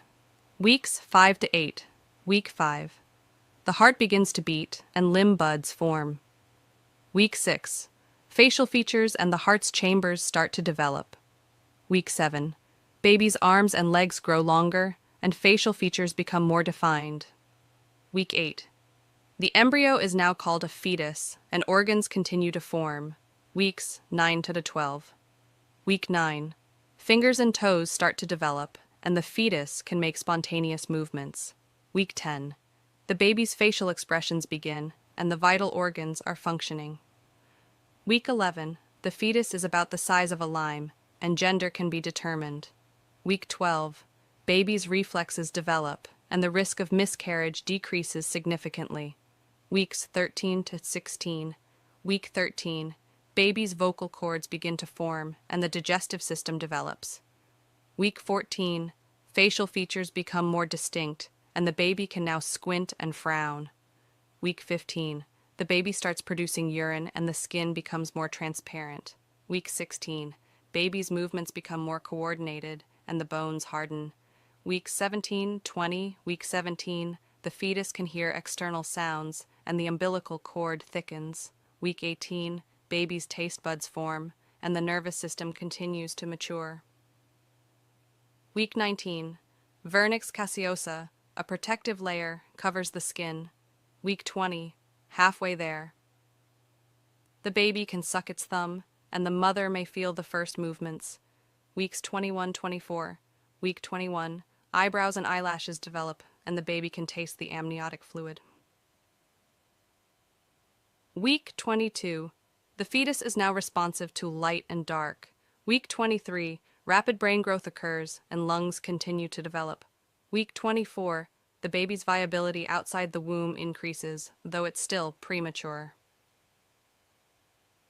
Weeks 25-28. Week 25. Baby's kicks become stronger, and lungs are maturing further. Week 26, eyes open, and the baby responds to external stimuli. Week 27, rapid weight gain begins, and the nervous system is fine-tuning. Week 28, the third trimester begins, and the baby's survival chances significantly improve. Weeks 29-32. Week 29, the baby's bones fully harden, and the kicks and movements may be visible. Week 30, lungs are almost fully developed, and the baby practices breathing. Week 31, the baby's immune system strengthens. Week 32, baby's toenails and fingernails grow, and the head settles into the pelvis. Weeks 33-36. Week 33, the baby's bones are fully formed, and the nervous system is maturing. Week 34, the baby practices blinking, and the amniotic fluid decreases as the baby grows. Week 35, the baby's liver and kidneys are fully functional. Week 36, the baby is gaining weight rapidly, preparing for birth. Weeks 37-40. Week 37, full term, the baby's organs are ready for life outside the womb. Week 38, the baby's immune system gets a boost from the mother. Week 39-40, the baby may arrive any time now. The mother might experience signs of labor, and it's time to prepare for the exciting moment of birth. Conclusion. As the 40-week journey concludes, we celebrate the incredible process of pregnancy, from conception to the miraculous moment of welcoming a new life into the world. Stay tuned for more parenting tips and guidance on our channel.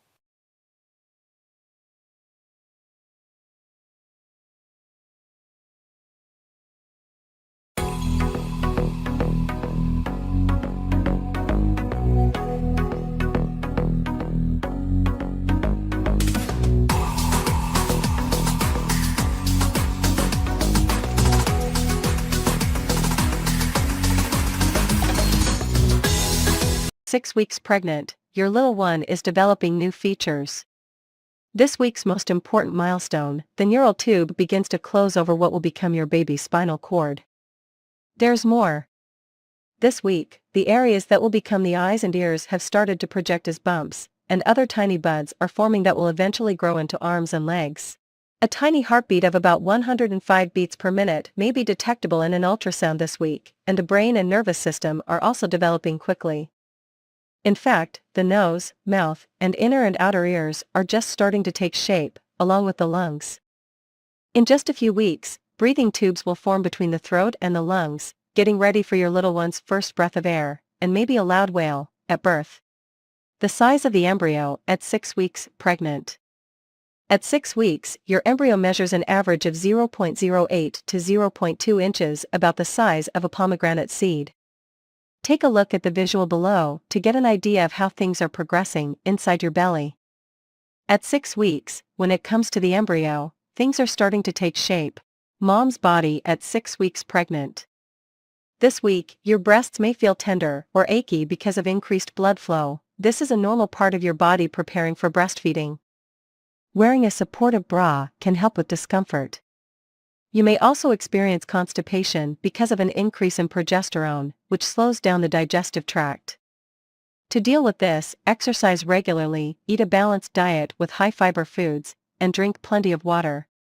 6 weeks pregnant, your symptoms. At 6 weeks pregnant, here are some of the symptoms you may be experiencing. Spotting. It's not unusual to see some spotting at 6 weeks, but it should be light, not even enough to cover a small pantoliner. This implantation bleeding is normal, but if you see a lot of blood, if the spotting lasts longer than 2 days, or you have any concerns, be sure to see your doctor right away. Cramping.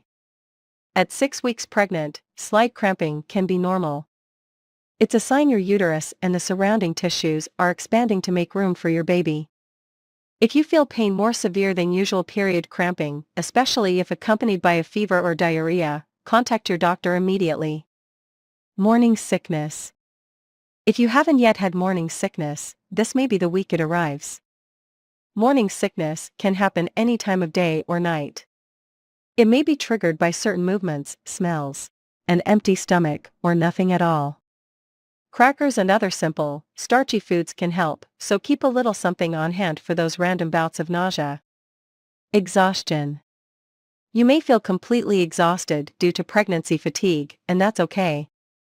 As your levels of the pregnancy hormone progesterone are increasing, making you more and more tired, you may find taking naps can help. Some women also say that little snacks and some light exercise are effective in fighting off fatigue. Ways to help yourself feel a bit better. No symptoms. That's right, it's possible to be 6 weeks pregnant with no symptoms whatsoever. Every pregnancy and every woman is different. For example, some women never experience morning sickness, so if you're one of the lucky few, enjoy these nausea-free days without worry.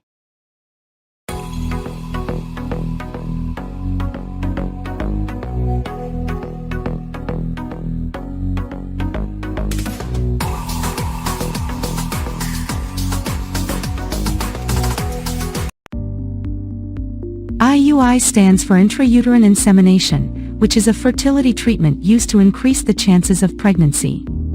The procedure involves placing sperm directly into a woman's uterus to facilitate fertilization. IUI is commonly used to treat infertility due to low sperm count, decreased sperm motility, or issues with cervical mucus. Prior to the procedure, the woman may receive ovulation-inducing medication to increase the likelihood of successful fertilization. IUI is a relatively simple and non-invasive procedure that can be performed in a doctor's office. It is usually painless and does not require anesthesia. The success rate of IUI varies depending on several factors, including age, fertility issues, and the number of insemination cycles performed. The risks of IUI are minimal, but there is a small risk of infection or discomfort.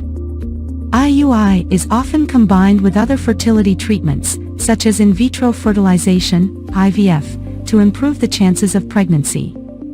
Overall, IUI can be an effective treatment option for couples struggling with infertility, but it is important to discuss all available options with a fertility specialist to determine the best course of action.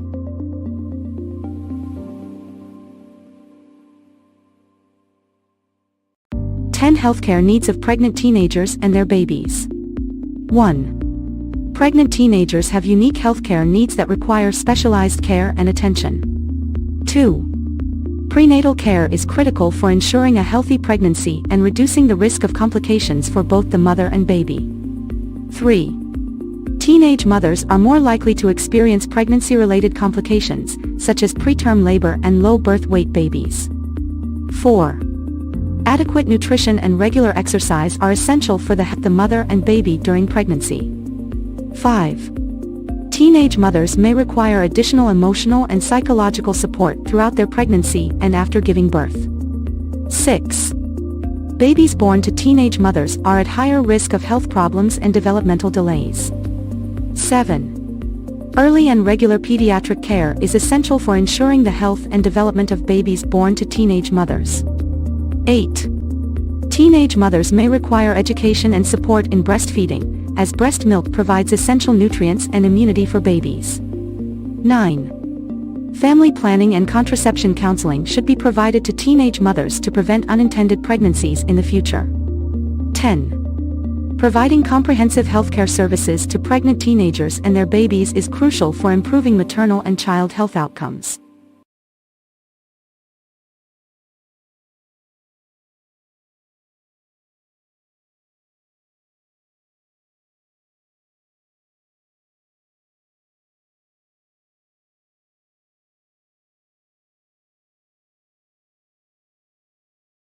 Pregnancy week 1 to 2.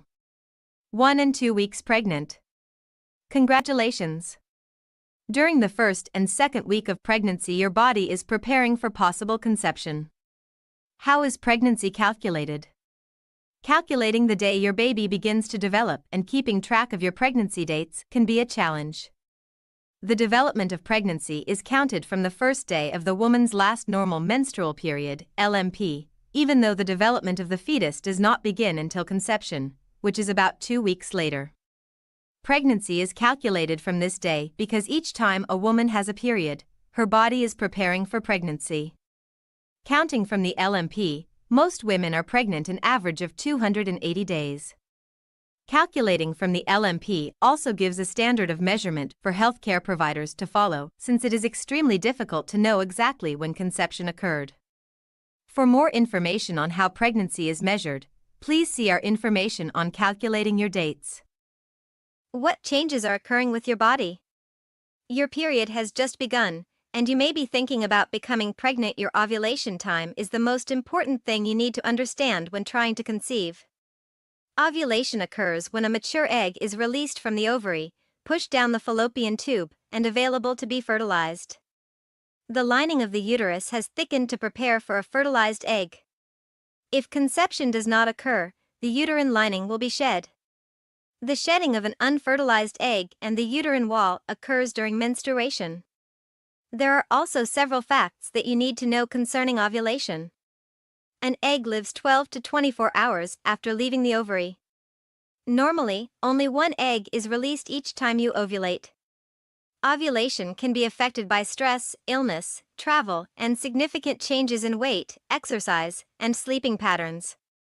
Some women may experience light spotting during ovulation. This is not considered to be an actual period, but rather an ovulatory bleeding. What is happening with your baby? Nothing is happening yet, but be patient while the stage is being set. Before long, an egg will be released and will be available to be fertilized. How do you track ovulation? A woman's monthly cycle is measured from the first day of her menstrual period until the first day of her next period. On average, a woman's cycle normally is between 28 to 32 days. Ovulation is calculated by starting with the first day of the cycle, which is the day the menstrual period begins. Most women ovulate on any one day between day 11, day 21 of their cycle. This is what many refer to as the fertile time or fertility window of a woman's cycle because sexual intercourse during this time increases the chance of pregnancy. For more information on tracking ovulation, please see Fertility Awareness. Understanding ovulation. Ovulation calendar. What should you plan at this time?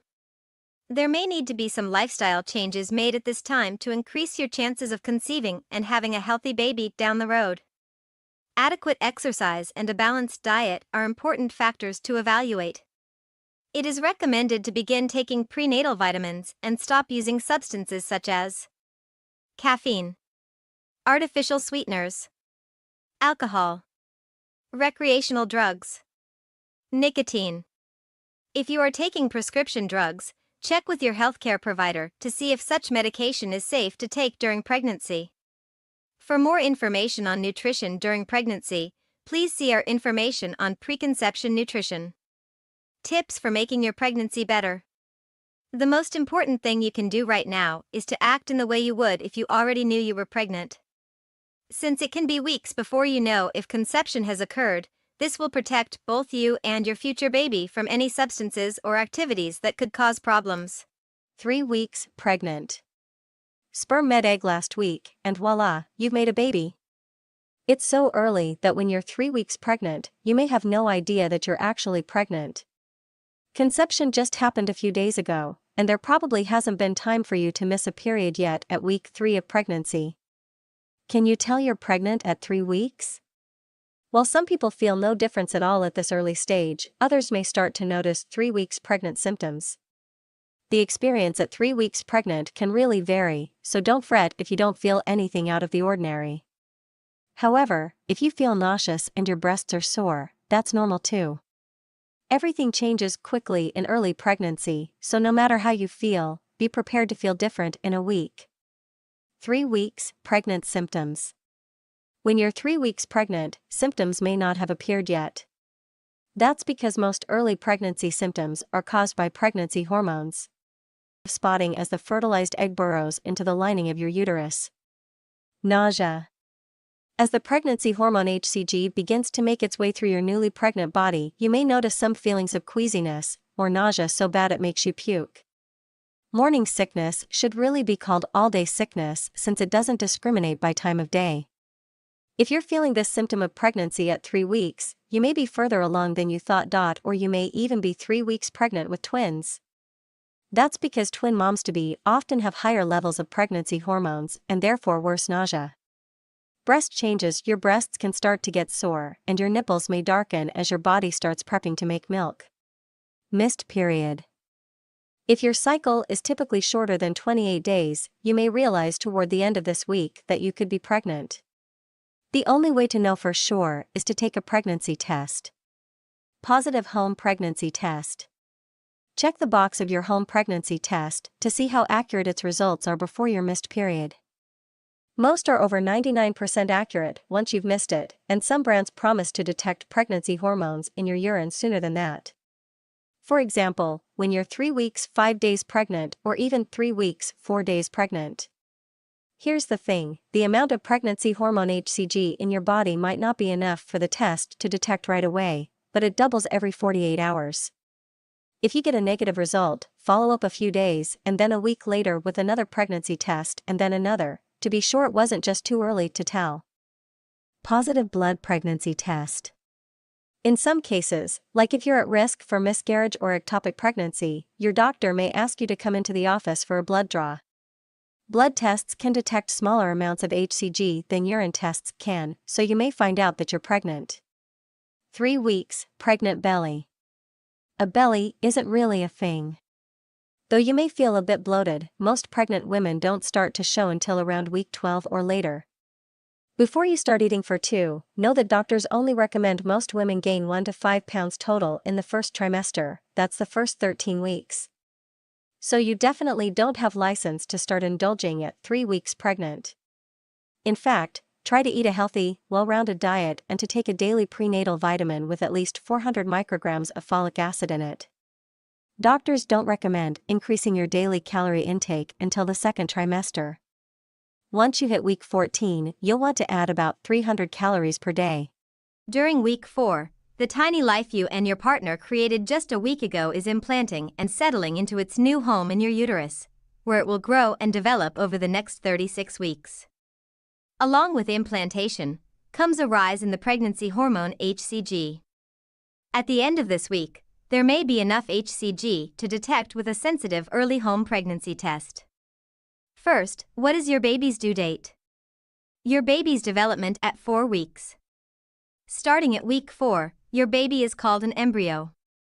At just 0.2 millimeters, your little embryo is about the size of a poppy seed. Implantation. When the fertilized egg is in the uterus and attaches to the uterine wall, it is called implantation. Implantation usually takes place 6 to 10 days after ovulation. So, if it didn't happen at the end of week 3, your budding baby will burrow into your uterine lining this week. Early development. There inside your fertilized egg are all the cells that will develop into your baby and what your baby needs to survive for the next 9 months. The inner cells begin to transform into your baby's organs and body parts. The outer cells start to form the placenta. You and your baby at 4 weeks pregnant. Your baby at 4 weeks. In weeks 4 to 5 of early pregnancy, the embryo grows and develops within the lining of your womb. The outer cells reach out to form links with your blood supply. The inner cells form into 2, and then later into 3 layers. Each of these layers will grow to be different parts of your baby's body. The inner layer becomes the breathing and digestive systems, including the lungs, stomach, gut, and bladder. The middle layer becomes the heart, blood vessels, muscles, and bones. The outer layer becomes the brain and nervous system, the eye lenses, tooth enamel, skin, and nails. In these early weeks of pregnancy, the embryo is attached to a tiny yolk sac that provides nourishment. A few weeks later, the placenta will be fully formed and take over the transfer of nutrients to the embryo. The embryo is surrounded by fluid inside the amniotic sac. It's the outer layer of this sac that develops into the placenta. Cells from the placenta grow deep into the wall of the womb, establishing a rich blood supply. This ensures the baby receives all the oxygen and nutrients it needs. You at 4 weeks.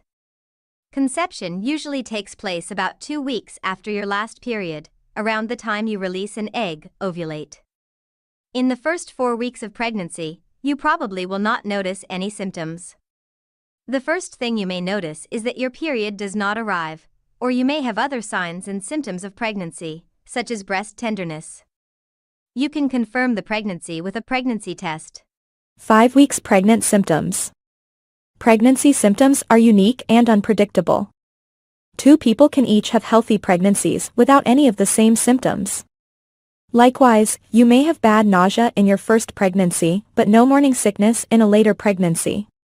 The swiftly rising levels of the hormones human chorionic gonadotropin, HCG, and progesterone are responsible for many of the pregnancy symptoms you experience. You can expect any of the following week 5 pregnancy symptoms. 1. Morning sickness. Don't be fooled by the word morning. Nausea and vomiting can happen at any time during the day. While morning sickness typically begins during week 6 of pregnancy, some people experience it earlier. Eating several small meals throughout the day, instead of 2 or 3 big meals, may help to relieve these symptoms. Call your doctor if you can't keep any food or liquid down. This may be a sign of hyperemesis gravidarum, which is a rare disorder that involves continual nausea and vomiting during pregnancy. It sometimes requires inpatient treatment at a hospital. 2. Lightheadedness.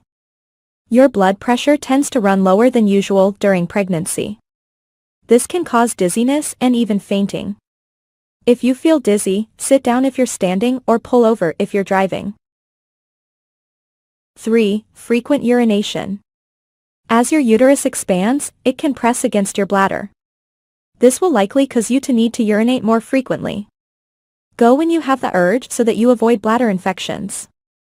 Drink plenty of water to avoid becoming dehydrated. 4. Abdominal cramps. You may experience mild cramping or bloating. This can be caused by the egg implanting or from your uterus stretching. While mild cramping shouldn't cause alarm, contact your doctor immediately if you experience severe pain that doesn't go away. 5. Vaginal bleeding. Light bleeding, also known as spotting, around the time of your missed period is usually considered implantation bleeding. While spotting can be caused by many factors, always let your doctor know if you notice any spotting or bleeding at any time during pregnancy. 6. Fatigue. As your progesterone levels increase, you may find yourself feeling sleepy and losing energy. Fatigue is most common during the first trimester, but some people will experience fatigue throughout their pregnancy. 7. Breast changes. You may experience tender, sore, swollen, or fuller breasts as your hormone levels change. This is one of the earliest symptoms of pregnancy and may appear soon after conception. 8. Food cravings and aversions. Your changing hormones can lead to a change in your appetite. You may find yourself avoiding foods you used to enjoy, or you may start craving foods you don't commonly eat. You can begin experiencing food cravings and aversions early on in your pregnancy. 9. Constipation. Your food will start moving more slowly through your digestive system to give nutrients more time to be absorbed into your bloodstream and reach your baby. This delayed transit can lead to constipation. Eating more fiber and drinking lots of fluids can help relieve or eliminate constipation. 10. Increased vaginal discharge. Vaginal discharge during pregnancy may be expected. It should be thin, white, milky, and mild smelling. If the discharge is green or yellowish, has a strong smell, or is accompanied by redness or itching, you should contact your doctor. This is likely a sign of a vaginal infection. 11. Mood swings. Pregnancy can cause a lot of emotions. Not only can the idea of a new baby cause emotional stress, but the changes in your hormones can also affect your emotions.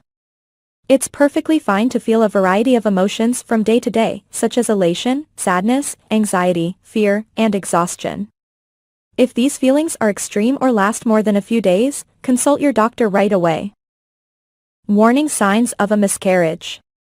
According to the American College of Obstetricians and Gynecologists, about 10% of pregnancies end in miscarriage.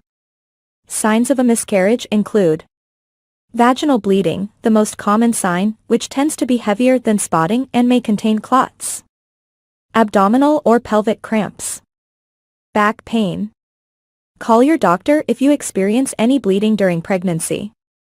An ectopic or a tubal pregnancy is a pregnancy that grows outside the uterus, most often in the fallopian tube. This type of pregnancy isn't viable and can be life-threatening to the birthing parent. Symptoms of an ectopic pregnancy include vaginal bleeding, pelvic pain or cramping, possibly on one side, shoulder pain, dizziness or fainting. Call your doctor right away if you feel as though you are having symptoms of an ectopic pregnancy. Your baby development. The 5th week of pregnancy marks the start of the embryonic period. This is when baby's body systems and structures begin to form, such as the heart, brain, and spinal cord. Your baby's heart beats at a steady rate now, though it may not be detected by ultrasound for another 1 or 2 weeks. The placenta is also starting to develop. At this stage, your baby doesn't look like a baby yet. The embryo is growing quickly, but it's still very small, about the size of a pen tip or a sesame seed. Around this time, baby initially measures just 2 to 3 millimeters. Your body is gearing up to go through big changes, too. Pregnancy hormone levels are rapidly rising, and your uterus will begin to grow. You won't look pregnant for a couple more months, but you may start to experience symptoms now. Twin development at week 5. If you're carrying multiples, you may be able to detect your babies through an early ultrasound during week 5. Your babies are measured in millimeters at this point, but you might see 2 gestational sacs or even a couple of tiny fetal poles as the week goes on. Occasionally, you'll detect 2 gestational sacs at this early stage, but only 1 baby at a later ultrasound. This is called vanishing twin syndrome. There's often no clear reason for the loss, per 2021 research. You may have cramping and bleeding, or you may have no symptoms at all. 6 weeks pregnant, your little one is developing new features. This week's most important milestone, the neural tube begins to close over what will become your baby's spinal cord. There's more. This week, the areas that will become the eyes and ears have started to project as bumps, and other tiny buds are forming that will eventually grow into arms and legs. A tiny heartbeat of about 105 beats per minute may be detectable in an ultrasound this week, and the brain and nervous system are also developing quickly. In fact, the nose, mouth, and inner and outer ears are just starting to take shape, along with the lungs. In just a few weeks, breathing tubes will form between the throat and the lungs, getting ready for your little one's first breath of air, and maybe a loud wail, at birth. The size of the embryo at 6 weeks pregnant. At 6 weeks, your embryo measures an average of 0.08 to 0.2 inches, about the size of a pomegranate seed. Take a look at the visual below to get an idea of how things are progressing inside your belly. At 6 weeks, when it comes to the embryo, things are starting to take shape. Mom's body at 6 weeks pregnant. This week, your breasts may feel tender or achy because of increased blood flow. This is a normal part of your body preparing for breastfeeding. Wearing a supportive bra can help with discomfort. You may also experience constipation because of an increase in progesterone, which slows down the digestive tract. To deal with this, exercise regularly, eat a balanced diet with high-fiber foods, and drink plenty of water. 6 weeks pregnant, your symptoms. At 6 weeks pregnant, here are some of the symptoms you may be experiencing. Spotting. It's not unusual to see some spotting at 6 weeks, but it should be light, not even enough to cover a small pantoliner. This implantation bleeding is normal, but if you see a lot of blood, if the spotting lasts longer than 2 days, or you have any concerns, be sure to see your doctor right away. Cramping. At 6 weeks pregnant, slight cramping can be normal. It's a sign your uterus and the surrounding tissues are expanding to make room for your baby. If you feel pain more severe than usual period cramping, especially if accompanied by a fever or diarrhea, contact your doctor immediately. Morning sickness. If you haven't yet had morning sickness, this may be the week it arrives. Morning sickness can happen any time of day or night. It may be triggered by certain movements, smells, an empty stomach, or nothing at all. Crackers and other simple, starchy foods can help, so keep a little something on hand for those random bouts of nausea. Exhaustion. You may feel completely exhausted due to pregnancy fatigue, and that's okay. As your levels of the pregnancy hormone progesterone are increasing, making you more and more tired, you may find taking naps can help. Some women also say that little snacks and some light exercise are effective in fighting off fatigue. Ways to help yourself feel a bit better. No symptoms. That's right, it's possible to be 6 weeks pregnant with no symptoms whatsoever. Every pregnancy and every woman is different. For example, some women never experience morning sickness, so if you're one of the lucky few, enjoy these nausea-free days without worry. 7 weeks pregnant, your baby's development. Although your baby's brain development will continue long after birth, the basic sections have formed. As the week progresses, the digestive system and lungs are also developing. Tiny facial features are also starting to take shape, and each little arm now has a paddle-shaped hand attached to it. Another important development this week is the formation of the umbilical cord. This cord creates a connection between you and your developing baby throughout your pregnancy that allows nutrients and oxygen to flow between you and also eliminates your baby's waste. If you have a prenatal checkup scheduled for this week or sometime soon, and have an ultrasound exam, you may have an opportunity to see and hear something amazing, a heartbeat. Don't worry if this isn't in your healthcare provider's plans quite yet. The size of the embryo at 7 weeks pregnant. Your little one is growing fast. At 7 weeks, the embryo is about the size of a small blueberry, about 0.3 inch long. For a visual idea of how things are developing inside your uterus this week, check out this illustration: placenta, yolk sac, embryo, amniotic sac, uterus, cervix. Mom's body at 7 weeks pregnant. The pregnancy signs and symptoms you may have experienced in the past weeks will probably continue, and some of them may become more pronounced this week. Although these symptoms can be tiring and annoying, keep in mind that you're just a few weeks away from your second trimester, when many of these symptoms may subside. One symptom you may be experiencing around this week of pregnancy is frequent urination. Hormonal changes and increased blood volume are to blame for this. Now that there's more fluid in your system, it means more for your kidneys to process, and as a result, more urine is produced. 7 weeks pregnant, your symptoms. At 7 weeks pregnant, here are some of the symptoms you may be experiencing. Excess salivation. You may notice more saliva than usual, often accompanying the nausea and vomiting of morning sickness. It may feel weird, but this is just another strange, yet normal part of pregnancy for many women. Food cravings or aversions. Chocolate for dinner? Can't stand the smell of eggs even though it never used to bother you? Your food preferences and tolerance for odors may change during this time, and these changes are most likely caused by hormones. If you find yourself craving any non-food items, like dirt or chalk, talk to your healthcare provider right away. Nausea. Of all of this week's symptoms, morning sickness can be the worst.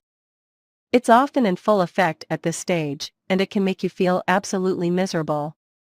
Luckily, for many women it's likely to disappear during the second trimester. Diarrhea.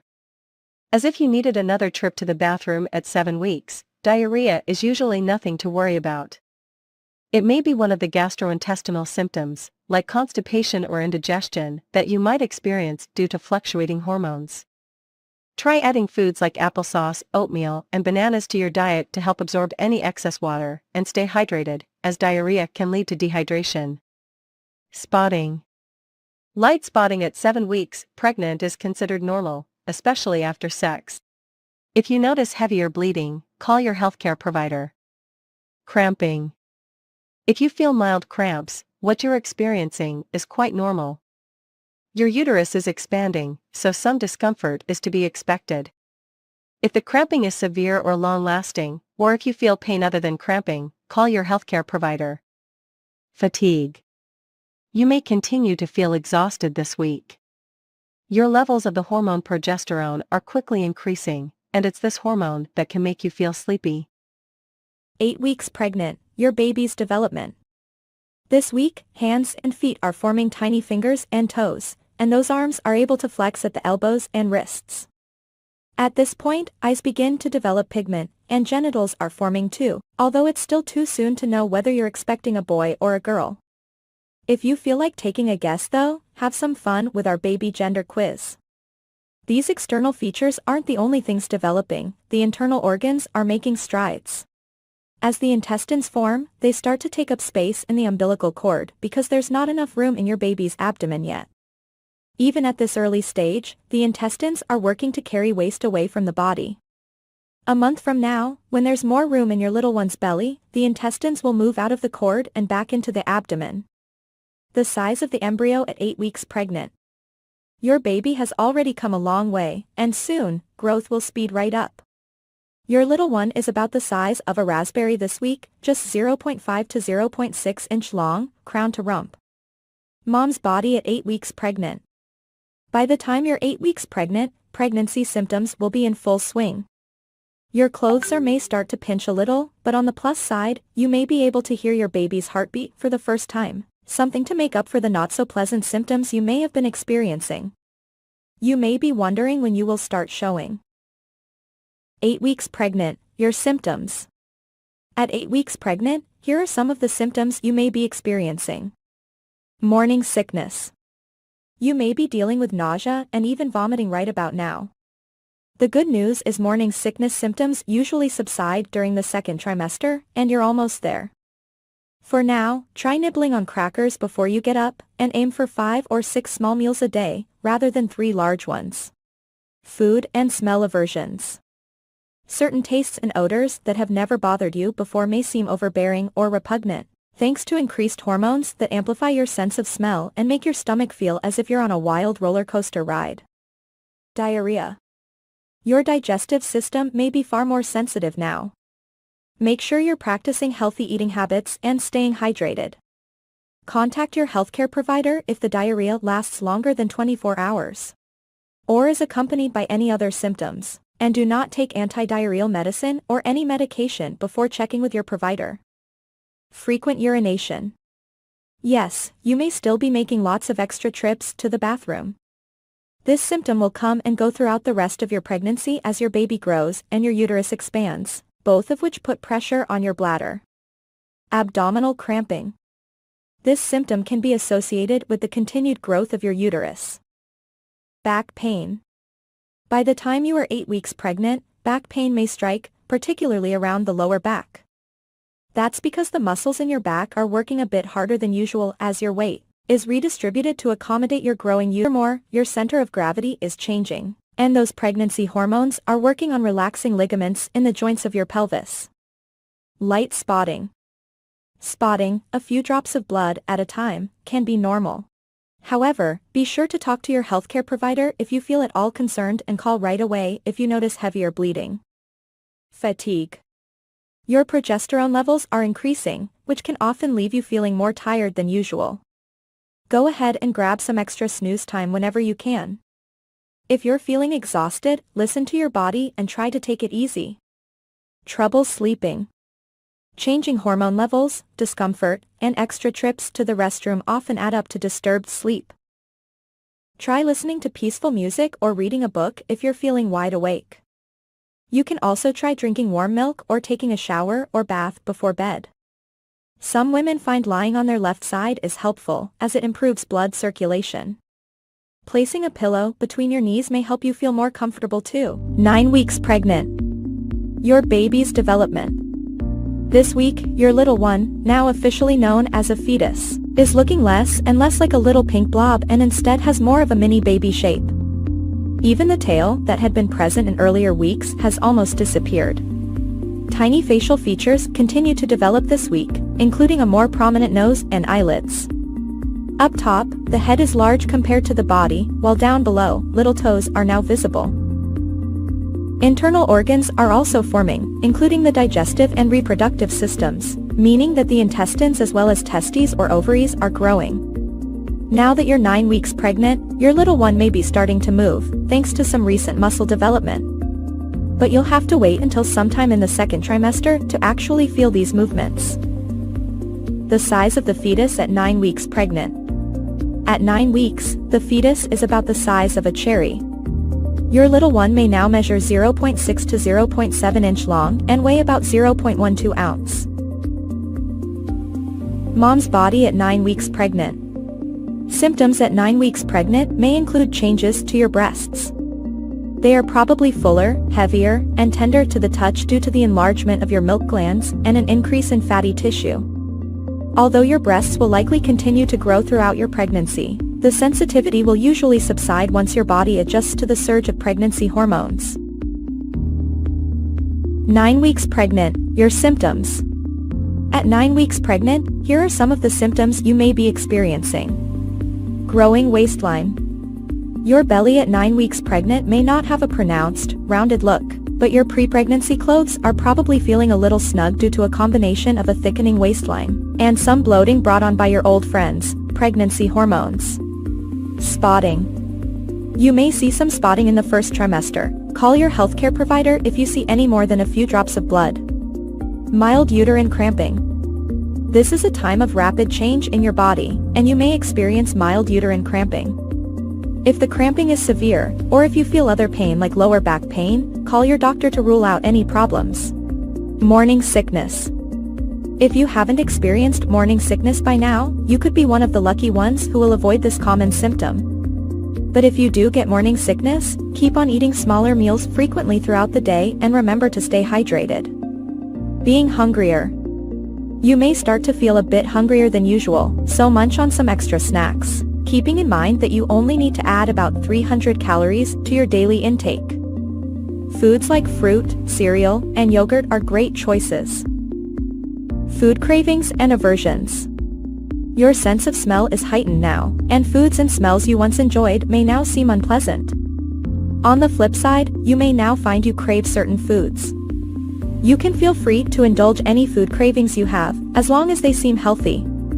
Just make sure you're sticking to a balanced diet. Always talk to your healthcare provider if you crave non-food things like dirt or chalk. Fatigue. Thanks to an increase in your levels of the hormone progesterone during the first trimester, you may find yourself sleepier than usual. Rest as much as you can during the day, particularly if you're having trouble sleeping at night. Feeling moody. If you're feeling on top of the world one minute and doomed the next, you can thank pregnancy hormonal changes. Speak to loved ones about how you're feeling. It may help you feel a little better, and seek help from your healthcare provider if your mood swings are severe. Frequent urination. Yes, those extra trips to the bathroom may still be a part of your day as your baby grows and your uterus presses against your bladder.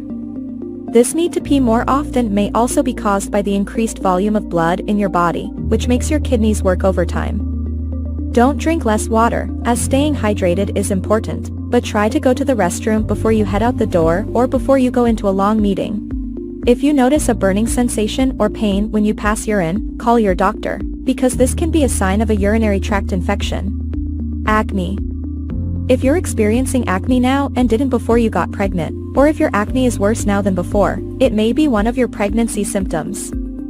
Read up on how you can combat some of those spots and blemishes, and remember that it's just one of those pesky pregnancy hormone-related symptoms that should clear soon after your baby is born.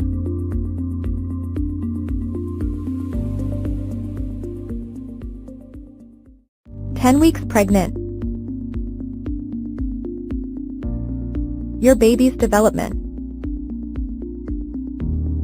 Your baby has come a long way in just a few short weeks. That little head is taking on a rounder, more human shape, and by now all the internal organs should be in place and starting to work together.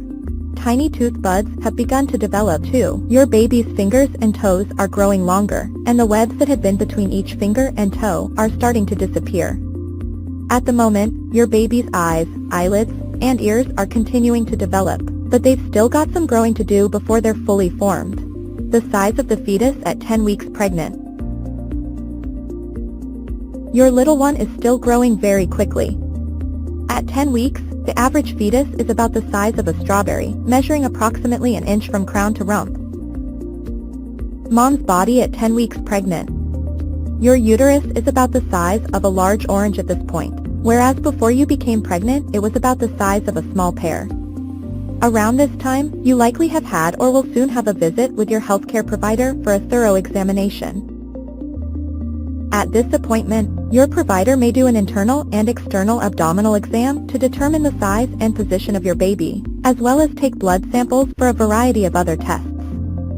These blood tests may be used to determine if you have any infections, what your blood type and Rh factor are, and whether your own immunizations are up to date. 10 weeks pregnant, your symptoms. At 10 weeks pregnant, here are some of the symptoms you may be experiencing. Morning sickness. You're not alone if you're 10 weeks pregnant and you're still suffering from morning sickness. The good news? You're likely to start feeling better soon. Morning sickness often goes away after you enter the second trimester. Keep in mind, some moms-to-be experience a more severe form of morning sickness called hyperemesis gravidarum. If you suspect you may have this, speak to your healthcare provider. Round ligament pain. Of all of the pregnancy symptoms you may be experiencing around this time, this one is among the most uncomfortable. Round ligaments are two of the ligaments in your pelvis that help support the uterus, and as your baby grows during pregnancy they stretch and soften. When these ligaments tighten, you may feel pain on one or both sides of your abdomen. Changing positions in bed or doing strenuous exercise may bring on this pain. Light stretching and gentle movements may help relieve the discomfort. If this symptom doesn't go away on its own, or if you also have a fever, call your healthcare provider. Minimal weight gain. Even though your clothes may be fitting a bit tighter, you may not have gained much weight, and you may even have lost a little if you've been dealing with morning sickness. Be sure to talk to your doctor if you're concerned. Exhaustion. You might feel like napping at every opportunity. This could be thanks to the increased levels of the hormone progesterone in your body. Headaches. Some moms-to-be get the occasional headache during pregnancy. If you're experiencing this symptom, try to rest in a darkened room and apply an ice pack to your head or neck to help relieve the pain. Contact your healthcare provider if the headache persists or is severe. Mood swings. Hormonal changes may play a role in the highs and lows you feel when you're about 10 weeks pregnant. You may find it helpful to distract yourself by chatting with friends, watching funny TV shows or movies, or treating yourself to a massage. Just be sure to choose a trained masseuse who knows about safe massage techniques for pregnant women. Vaginal discharge. You might be seeing more vaginal discharge than before, which is caused by your increased blood supply and higher hormone levels. This normal vaginal discharge is known as leukorrhea, and you can expect to see a clear to milky colored, nearly odorless discharge that may appear slightly yellowish on your underwear. Contact your healthcare provider, though, if you notice a strong odor or color changes, or if you experience itching or bleeding around the vaginal area. Acne. If you're experiencing acne now and didn't before you got pregnant, or if your acne is worse now than before, it may be one of your pregnancy symptoms. And remember that it's just one of those pesky pregnancy hormone-related symptoms that should clear soon after your baby is born. 11 weeks pregnant, your baby's development. From an oversized head to tiny tooth buds, this week is full of exciting growth and changes, both big and small. Your baby's facial features are slowly maturing, with the ears now moving toward their final position on the sides of the head, and the eyes set wide apart with eyelids fused shut. Genitals are forming too, although it's still too early for a girl or a boy. But even though you don't know your baby's gender yet, why not start a list of your favorite baby names for boys and girls? Have some fun with our baby name generator. You still have plenty of time to browse and find a name you love. Tiny buds that will eventually become teeth are developing. The head makes up half the total body length at this stage, although in the coming weeks the body will grow significantly too. To support all this growing, your baby now needs more nutrients, so the placenta grows, and its red blood cells increase in number to meet this need. The size of the fetus at 11 weeks pregnant. At 11 weeks, the fetus is about the size of a Brussels sprout. From crown to rump, the average length is now 2 inches, and the average fetus weighs just about 0.33 ounce. Mom's body at 11 weeks pregnant. Are you having unusual food cravings this week? They're quite common, between 50 and 90% of women experience these cravings at some point during pregnancy. No one knows for sure why pregnancy cravings occur. Some medical experts believe these cravings are your body's way of telling you what it needs, while others blame them on changing hormone levels. As long as your food choices are part of a healthy pregnancy diet, go ahead and eat up. There is a type of craving that needs medical attention. However, if you crave non-food items like clay or dirt, contact your healthcare provider. 11 weeks pregnant, your symptoms. At 11 weeks pregnant, here are some of the symptoms you may be experiencing. Breast growth. Your breasts may be a little larger now, and you can expect to see even more growth as your pregnancy progresses. Some of this may be because the milk glands grow in preparation for breastfeeding. You might gain up to 3 pounds of breast tissue over the course of your pregnancy. Increased vaginal discharge. Your body may be releasing more clear vaginal discharge now. This is normal as long as it is odorless and clear or white in color. If you notice changes including blood, itchiness, or a foul odor, contact your healthcare provider to rule out problems. Dark abdominal line. You might notice you have developed a long, dark line that runs vertically down the center of your belly. It's called the linea nigra, or the pregnancy line, and it's thought to be associated with hormonal changes. This line will likely fade after your baby's birth. Leg cramps. You may be troubled by tight, painful leg cramps, particularly at night. This can make it tough to get a good night's rest. Stretching can help with leg cramps, as can exercise. In some cases, mineral depletion may contribute to having leg cramps, so make sure that your diet is giving you enough calcium and magnesium, and take care to stay hydrated. Fatigue. Right now, your levels of the pregnancy hormone progesterone are increasing, which can sometimes make you sleepy when you'd rather be alert. And, if you've been waking to pee or having leg cramps or getting heartburn during the night, your sleep may be suffering too. Eliminating caffeine and following a relaxing bedtime ritual every evening can help fight pregnancy fatigue. Mood swings. You can thank your heightened hormone levels if you've been experiencing mood swings or moodiness lately. Try to avoid stress, and ensure you're getting enough iron in your diet.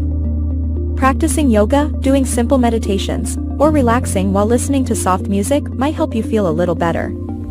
You could also ask your healthcare provider for advice on dealing with your mood swings, particularly if they're interfering with your daily life. Morning sickness. You might experience queasiness and even vomiting at 11 weeks pregnant, and this can occur at any time of day. Morning sickness often subsides in the second trimester, though, and you're almost there.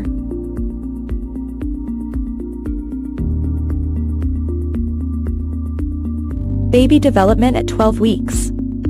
Your baby is about the size of a lime. Length: 2.13 inches. Weight: 2.05 ounces. Small movements. This week, your baby can open and close their hands, making a fist, and curl their toes. Tiny fingernails. Your baby has itsy bitsy nails growing on their fingers and toes. Your baby's intestines. The stomach and esophagus started forming around 7 weeks of pregnancy, and your baby's intestines grew so fast that they protruded into the umbilical cord. Soon, the abdominal wall will close and their intestines will make their way inside their abdomen. Your baby, although tiny, is now fully formed. They are about the size of a plum. The placenta is also now fully formed, although it will keep growing throughout your pregnancy. The placenta is your baby's life support system, passing oxygen, nutrients and antibodies from your blood supply to your baby. From now on, your baby is going to grow. Even though you can't feel it yet, your baby is moving, waving and dancing. They can also swallow. Your 12-week fetus is almost done developing their body's important systems and parts, which means it's all about getting bigger and more mature from here on out. Yep, baby's about to enter the growth and maturation stage, in which organs and tissues will grow and develop rapidly.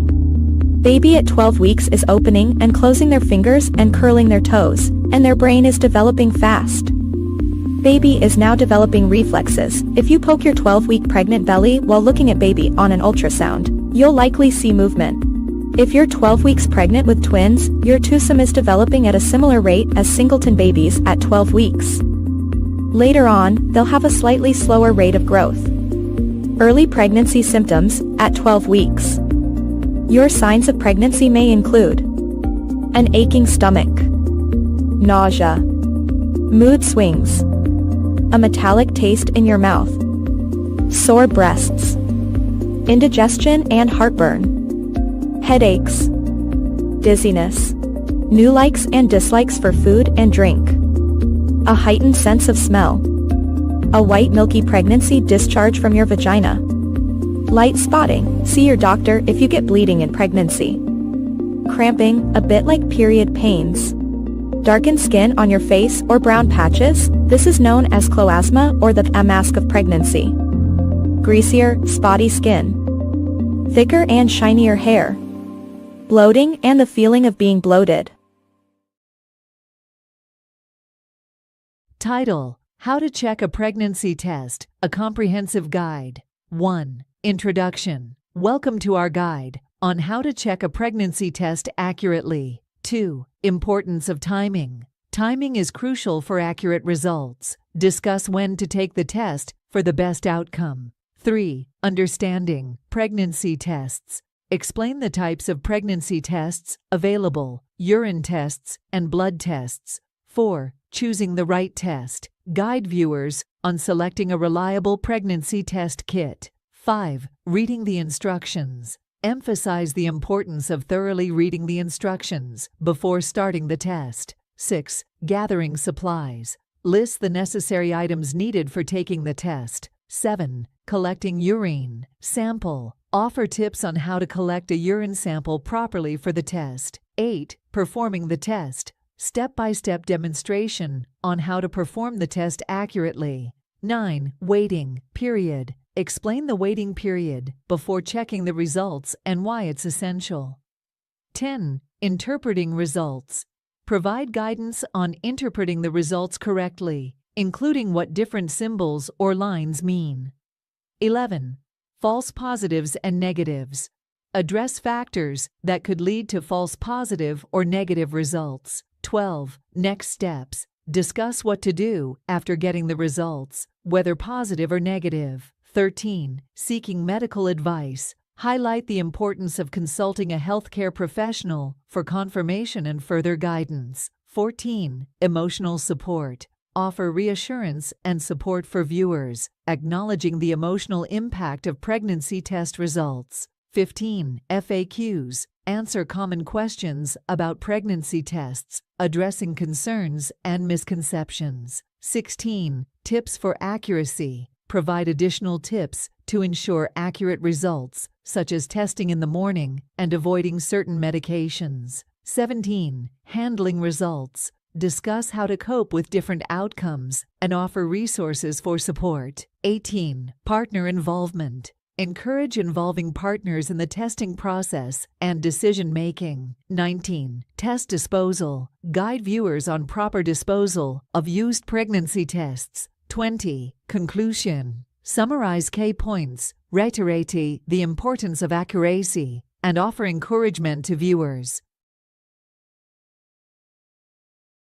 Understanding common causes of poor egg quality. Intro. Hello everyone. Welcome back to our channel. Today we'll be diving into a crucial topic for those navigating fertility and reproductive health, the common causes of poor egg quality. If you're new here, don't forget to subscribe and hit the notification bell so you never miss out on valuable information. Let's jump right in. 1. Age. As we age, the quality of our eggs naturally declines. Advanced maternal age is a significant factor in poor egg quality. 2. Hormonal imbalances. Imbalances in hormones, such as FSH and LH, can impact egg quality. Maintaining hormonal balance is crucial for optimal fertility. 3. Smoking. Smoking is known to accelerate the depletion of ovarian reserve and negatively affect egg quality. Quitting smoking can positively impact fertility. 4. Poor diet. A nutrient-rich diet is essential for reproductive health. Lack of key vitamins and minerals can compromise egg quality. Focus on a well-balanced diet. 5. Obesity. Being overweight can disrupt hormonal balance and affect egg quality. Maintaining a healthy weight is vital for fertility.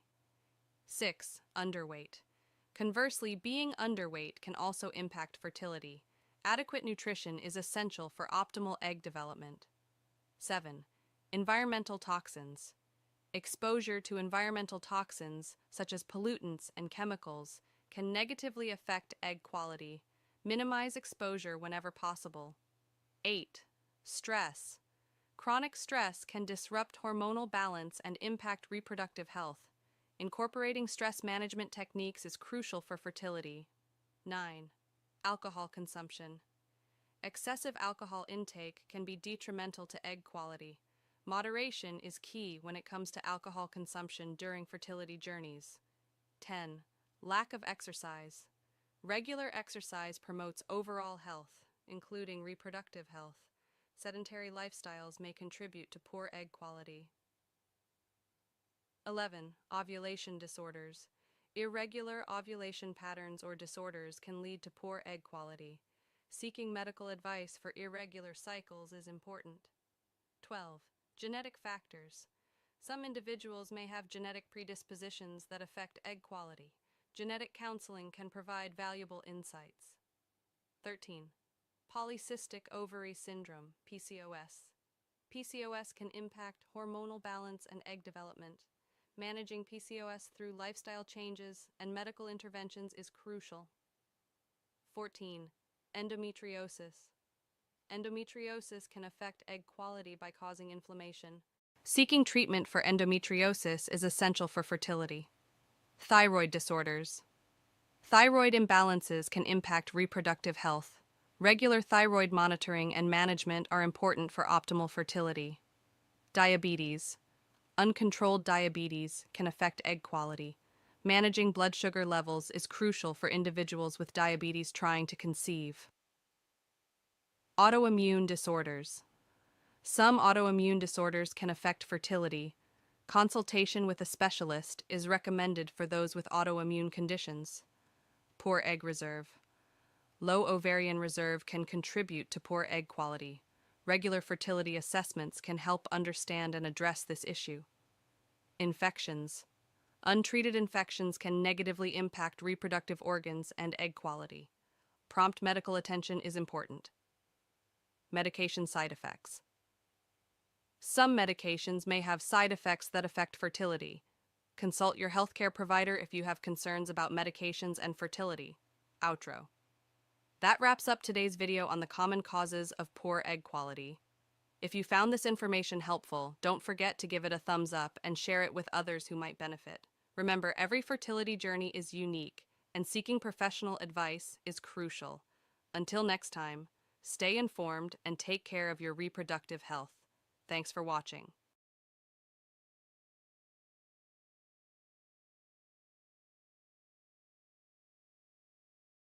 Intro. Hey there, amazing viewers! Welcome back to our channel. Today, we have a topic that's close to the heart: pregnancy and self-care tips.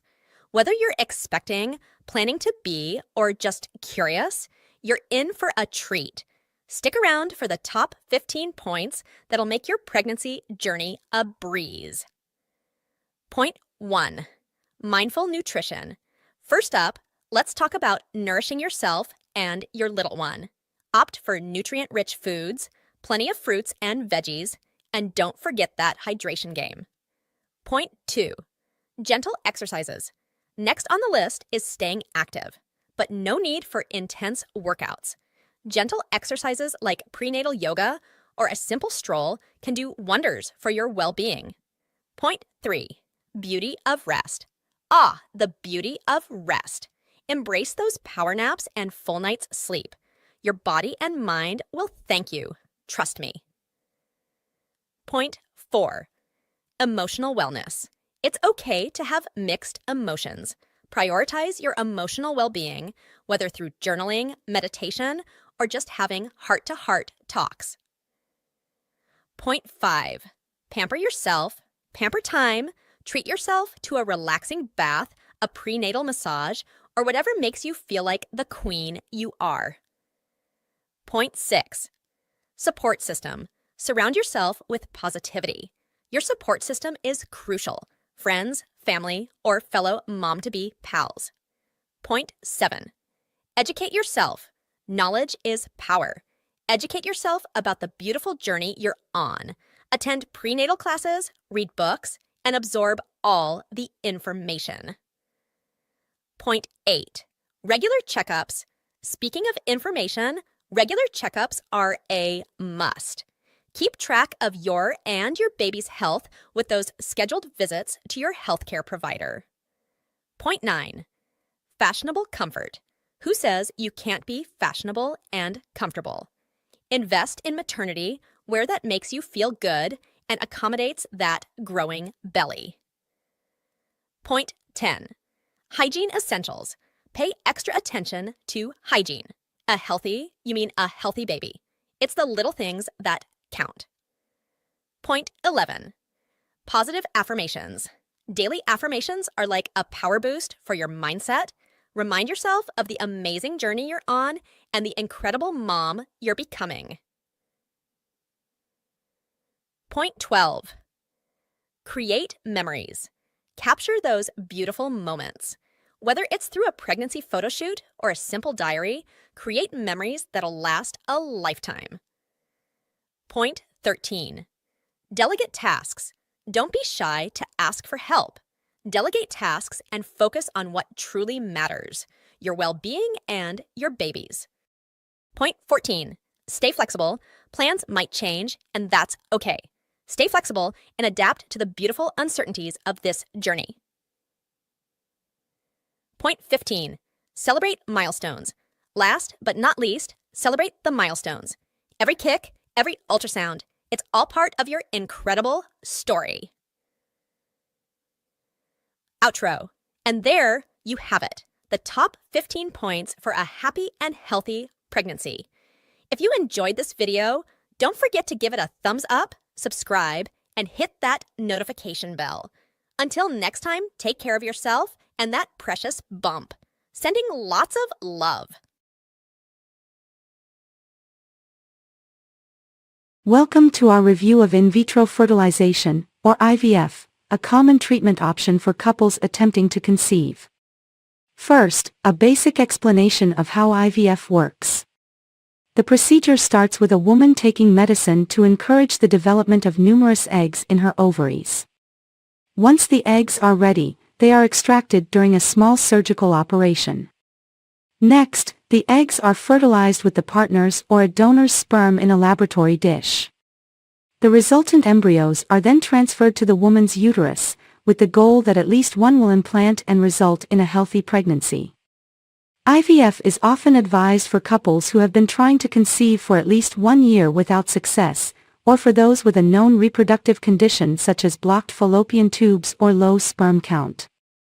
It's crucial to understand that IVF is not always successful on the first try, and numerous rounds may be required to obtain a pregnancy. Additionally, IVF may be a physically and emotionally hard procedure, so it's crucial to have support and advice from a fertility professional and counselor. Whether you and your spouse are contemplating IVF, it's crucial to have a comprehensive examination and conversation with a fertility expert to see if it's the best decision for you. Thank you for watching. We hope this summary has been useful in understanding the fundamentals of IVF and the possibilities it has for families dealing with infertility. Top 20 Tips for Natural Conception, your ultimate guide. 1. Understand your menstrual cycle. Track your menstrual cycle to identify your fertile days. 2. Healthy lifestyle. Maintain a balanced diet, exercise regularly, and avoid excessive stress. 3. Maintain a healthy weight. Both underweight and overweight can affect fertility, so strive for a healthy BMI. 4. Regular exercise. Engage in moderate exercise to enhance overall health and reproductive function. 5. Limit caffeine and alcohol. Excessive caffeine and alcohol intake can impact fertility, so consume them in moderation. 6. Quit smoking. Smoking can reduce fertility, so kick the habit for a healthier reproductive system. 7. Adequate sleep. Ensure you get enough quality sleep to support hormonal balance. 8. Stay hydrated. Drink plenty of water to keep your body well hydrated. 9. Nutrient-rich diet. Include foods rich in vitamins and minerals essential for reproductive health. 10. Folic acid. Intake. Take a prenatal vitamin with folic acid to reduce the risk of neural tube defects. 11. Reduce toxin exposure. Limit exposure to environmental toxins that can impact fertility. 12. Know your ovulation signs. Recognize ovulation signs such as changes in cervical mucus and basal body temperature. 13. Optimal sexual positions. Certain positions may increase the chances of sperm reaching the egg. 14. Regular intimacy. Aim for regular intercourse, especially during your fertile window. 15. Reduce stress. Practice stress-reducing techniques like meditation or yoga to promote fertility. 16. Avoid lubricants with spermicidal agents. Choose fertility-friendly lubricants to enhance sperm motility. 17. Limit hot baths and saunas. Excessive heat can negatively impact sperm production, so avoid prolonged exposure. 18. Partner's health matters. Ensure your partner maintains a healthy lifestyle for optimal sperm quality. 19. Medical checkup. Visit a healthcare professional for a preconception checkup to address any potential issues. 20. Patience and persistence. Understand that conception may take time. Stay positive and persistent. Remember, these tips are general guidance. If you encounter challenges, consult with a healthcare professional for personalized advice.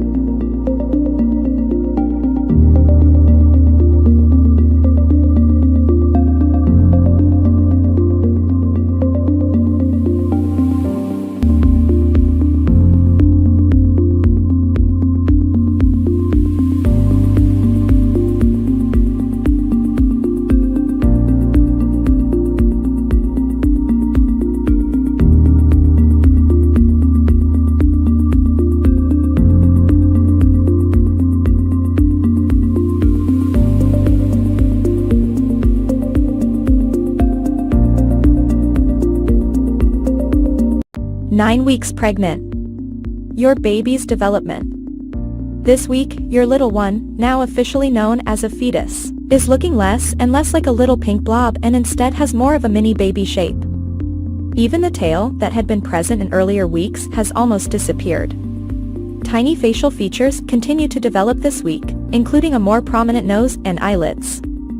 Up top, the head is large compared to the body, while down below, little toes are now visible. Internal organs are also forming, including the digestive and reproductive systems, meaning that the intestines as well as testes or ovaries are growing. Now that you're 9 weeks pregnant, your little one may be starting to move, thanks to some recent muscle development. But you'll have to wait until sometime in the second trimester to actually feel these movements. The size of the fetus at 9 weeks pregnant. At 9 weeks, the fetus is about the size of a cherry. Your little one may now measure 0.6 to 0.7 inch long and weigh about 0.12 ounce.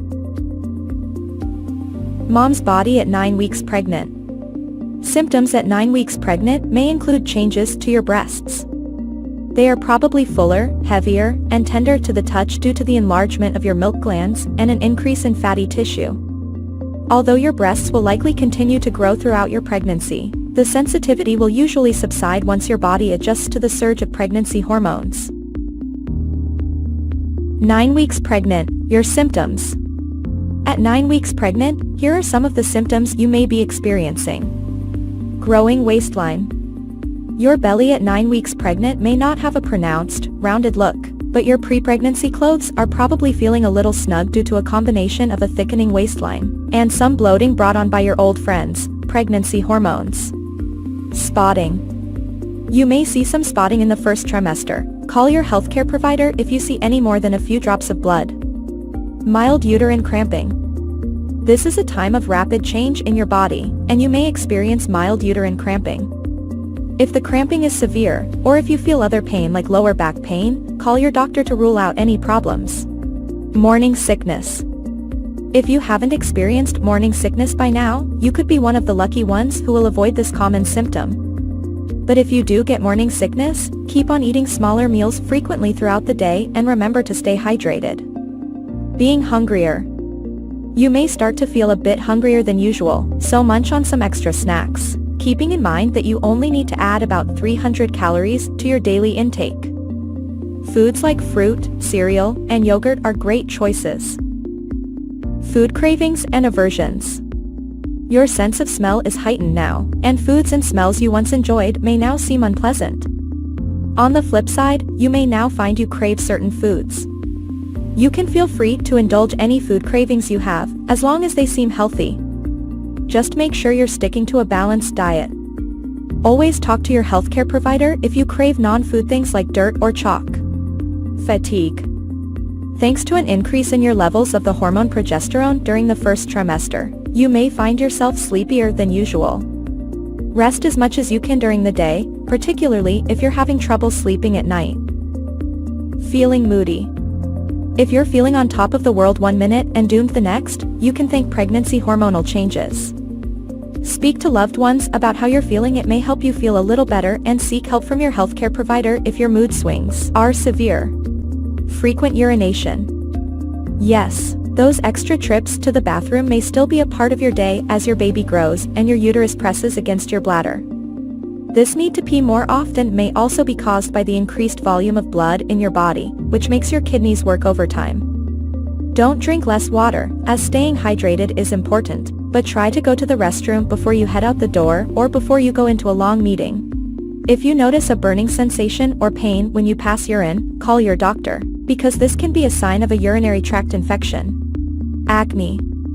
If you're experiencing acne now and didn't before you got pregnant, or if your acne is worse now than before, it may be one of your pregnancy symptoms. Read up on how you can combat some of those spots and blemishes, and remember that it's just one of those pesky pregnancy hormone-related symptoms that should clear soon after your baby is born.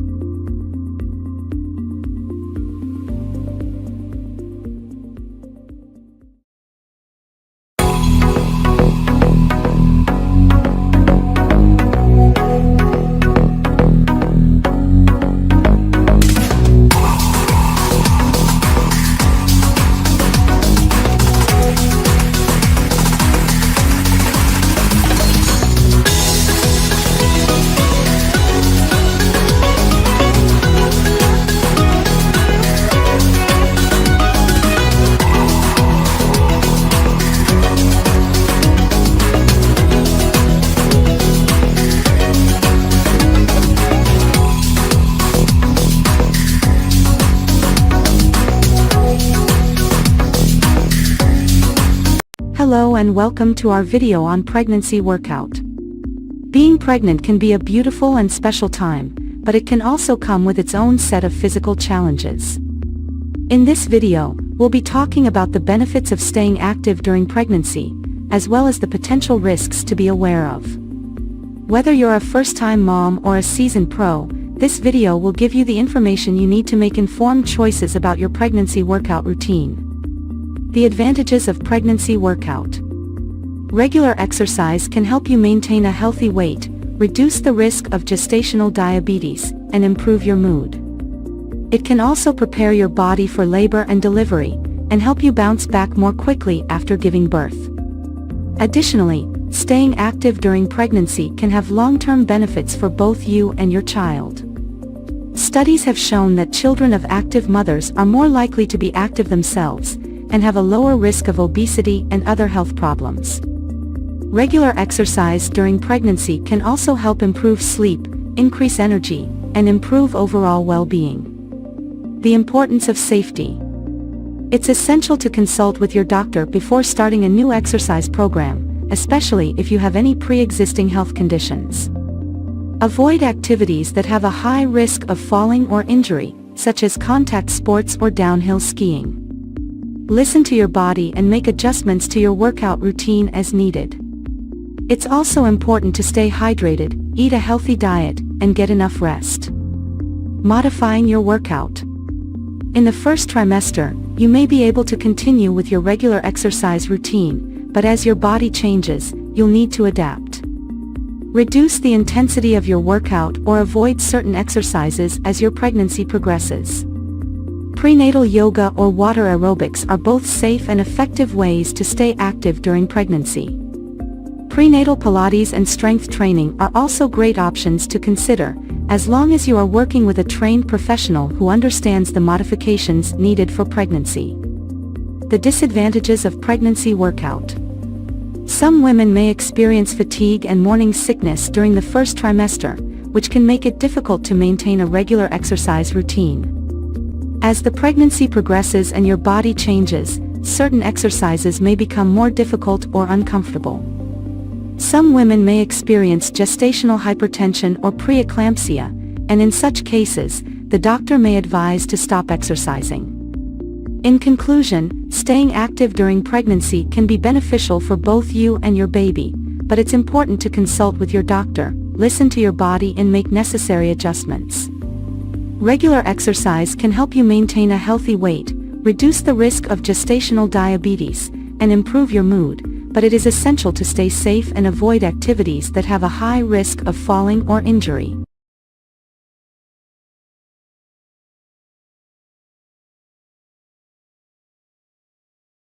Baby development at 5 weeks.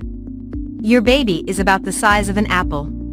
Your baby is around the size of an apple or a navel orange. It measures around 4 inches, 10 centimeters, from crown to rump. It weighs approximately 70 grams, which is equivalent to 0.15 pounds. Baby weight at 15 weeks is similar to the weight of one chicken egg.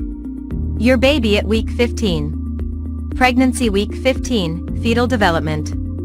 Your baby at 15 weeks pregnant has already formed all its vital organs, so now it's time to grow bigger and stronger. Among the milestones of week 15 of pregnancy fetal development is the beginning of bone ossification. The muscles are strengthening, and the bones are becoming harder. By now, the baby has longer limbs and can move its joints. Although it's not common, some women can feel baby movements at 15 weeks pregnant. Your baby is also practicing how to breathe outside your womb. She is actively drawing in amniotic fluid through her nose. It is getting into the upper respiratory tract, developing the lungs. The baby's skin is still very translucent, and small blood vessels are forming under it.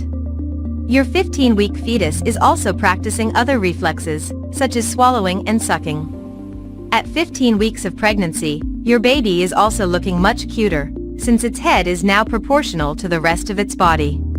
Their skin is getting covered in very fine hair, which is called lanugo and helps keep the baby warm. In the womb, a 15-week baby is also able to hear your voice. Make sure you talk to your baby constantly. How big is my baby at 15 weeks? Curious why your body is, probably, finally starting to look pregnant? It's because at 15 weeks pregnant, your baby is quickly growing bigger each week. He's as long as 4 inches right now and weighs around 2.5 ounces. Baby is looking more like a baby. With each passing week, your fetus is also looking more and more like the baby you're picturing in your dreams. By now, the ears are positioned properly on the sides of the head, they used to be in the neck, and the eyes are moving from the side of the head to the front of the face, where they'll soon meet your loving gaze. Sense of taste. Your baby is forming taste buds, and nerves begin connecting them to the brain. By about 20 weeks, your baby's taste buds will be fully formed. During pregnancy, molecules of what you eat pass through your bloodstream and make it into your amniotic fluid. But your baby doesn't actually taste what you're eating, so don't worry that they won't enjoy what you're having for dinner. Baby movement. Your baby's legs are growing longer than their arms now, and they can move all of their joints and limbs. Your active baby is moving constantly, though you can't feel it yet. Your baby's face. Your baby is looking more like a little person, with eyelids, eyebrows, eyelashes, nails, hair, and well-defined fingers and toes. If you could see inside your womb, you'd catch your baby sucking a thumb, yawning, stretching, and making faces. What's happening in my body? Your baby is growing quickly and comes with a lot of packaging, the amniotic sac and fluid, and their own food supply, placenta. You could start getting the odd jabbing pain on the sides of your bump. This is known as round ligament pain. Putting your feet up and resting can help. Your skin could also feel a bit itchy. It might help to use an unperfumed moisturizer, wear loose cotton clothing and have a cool bath. If the itching gets worse, especially at night, talk to your doctor or midwife. 15 weeks pregnant lifestyle. Make sure you're getting enough calcium. Since your baby's bones are beginning to ossify, calcium is more important than ever. A prenatal supplement should be able to provide the calcium you need, but you can also increase your dietary intake for an extra boost. Monitor your weight gain. Drastic weight gain can be a sign of preeclampsia. Talk to your doctor if you think you're gaining too many pounds. Keep a healthy diet. You've probably made some healthy dietary changes in the previous weeks, and your 15 weeks pregnant diet should stay healthy. This will help you avoid excessive weight gain. Stay safe. Although it's advisable to exercise during your pregnancy, 15 weeks pregnancy precautions include avoiding contact sports or sports that carry a risk of falling, like horse riding. Go to the dentist. It might not be pleasant, but taking care of your teeth can actually lead to a healthier pregnancy. Women who develop gingivitis during pregnancy have a higher risk of complications, including preterm birth. Second trimester pregnancy symptoms at 15 weeks. Your pregnancy symptoms may include swollen and bleeding gums, pains on the side of your belly, caused by your expanding womb, known as round ligament pains, headaches, nosebleeds, feeling bloated, indigestion and heartburn, sore breasts, leg cramps, feeling hot, dizziness, swollen hands and feet, urine infections, vaginal infections, darkened skin on your face or brown patches. This is known as cloasma or the mask of pregnancy. Greasier, spotty skin, thicker and shinier hair. You may also experience symptoms from earlier weeks, such as morning sickness, a heightened sense of smell, mood swings, a white milky pregnancy discharge from your vagina and light spotting. Seek medical advice for any bleeding.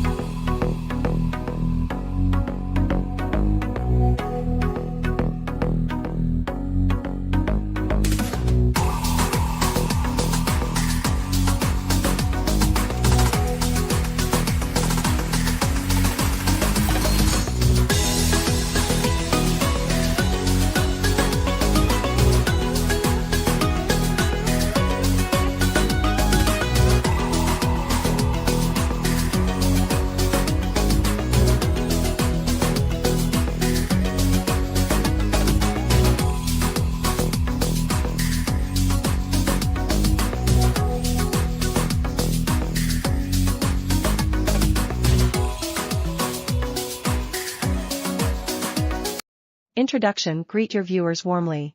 Briefly share your excitement about documenting your pregnancy journey. Week 4-6, Discovery. Discuss how you found out about the pregnancy. Share your initial thoughts and emotions. Week 7-10, First trimester symptoms. Detail common symptoms like morning sickness and fatigue. Offer tips on coping with these symptoms. Week 11-13, First ultrasound. Share your experience with the first ultrasound. Discuss any surprises or emotions during this appointment. Week 14-16, Gender reveal. If you've discovered the gender, reveal it to your audience. Share any creative or special gender reveal ideas you used. Week 17-20, Second trimester milestones. Discuss improvements in symptoms. Share any notable milestones, like feeling the first kicks. Week 21-24, Maternity fashion. Showcase your favorite maternity outfits. Offer tips for staying stylish and comfortable. Week 25-28, Baby shower preparation. Discuss planning and organizing your baby shower. Share any memorable moments from the celebration. Week 29-32, Third trimester challenges. Address common challenges like back pain and sleep difficulties. Offer advice on staying comfortable during this stage. Week 33-36, Nesting and preparing. Show your audience how you're preparing for the baby's arrival. Discuss any nesting instincts or rituals you've experienced. Week 37-40, Final countdown. Share your thoughts and emotions as you approach your due date. Discuss any last-minute preparations or anxieties. Labor and delivery. Document your labor experience as much as you're comfortable. Share your feelings and reactions during the delivery. Welcome baby, postpartum. Introduce your newborn to your audience. Discuss your postpartum experiences and emotions. Conclusion. Express gratitude to your viewers for joining you on this journey. Share your plans for future videos or updates on your growing family. 10 healthcare needs of pregnant teenagers and their babies. 1. Pregnant teenagers have unique healthcare needs that require specialized care and attention. 2. Prenatal care is critical for ensuring a healthy pregnancy and reducing the risk of complications for both the mother and baby. 3. Teenage mothers are more likely to experience pregnancy-related complications, such as preterm labor and low birth weight babies. 4. Adequate nutrition and regular exercise are essential for the health of both the mother and baby during pregnancy. 5.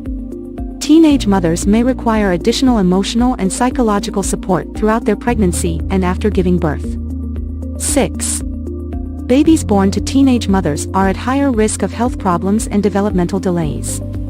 7. Early and regular pediatric care is essential for ensuring the health and development of babies born to teenage mothers. 8. Teenage mothers may require education and support in breastfeeding, as breast milk provides essential nutrients and immunity for babies. 9. Family planning and contraception counseling should be provided to teenage mothers to prevent unintended pregnancies in the future. 10. Providing comprehensive healthcare services to pregnant teenagers and their babies is crucial for improving maternal and child health outcomes.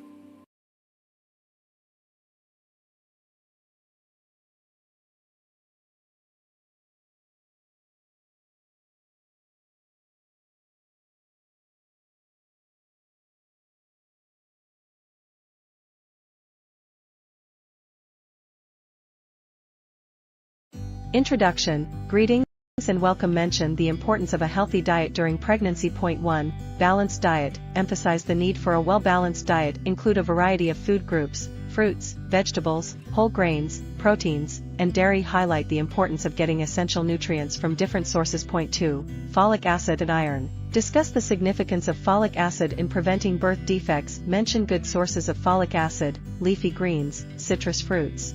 Fortified cereals. Highlight the importance of iron for preventing anemia during pregnancy. Include iron-rich foods, lean meats, beans, spinach, and fortified cereals. Point 3, omega-3 fatty acids. Explain the benefits of omega-3 fatty acids for the baby's brain development. Include sources of omega-3s.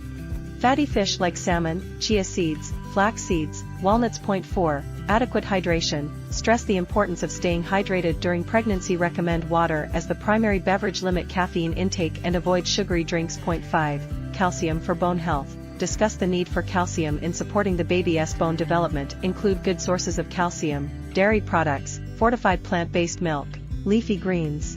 Point 6, Small, frequent meals, suggest eating smaller, more frequent meals to ease digestion. Emphasize the importance of snacks with a balance of nutrients. Point 7. Foods to avoid. List foods that should be avoided during pregnancy: raw fish, unpasteurized dairy, excessive caffeine, etc.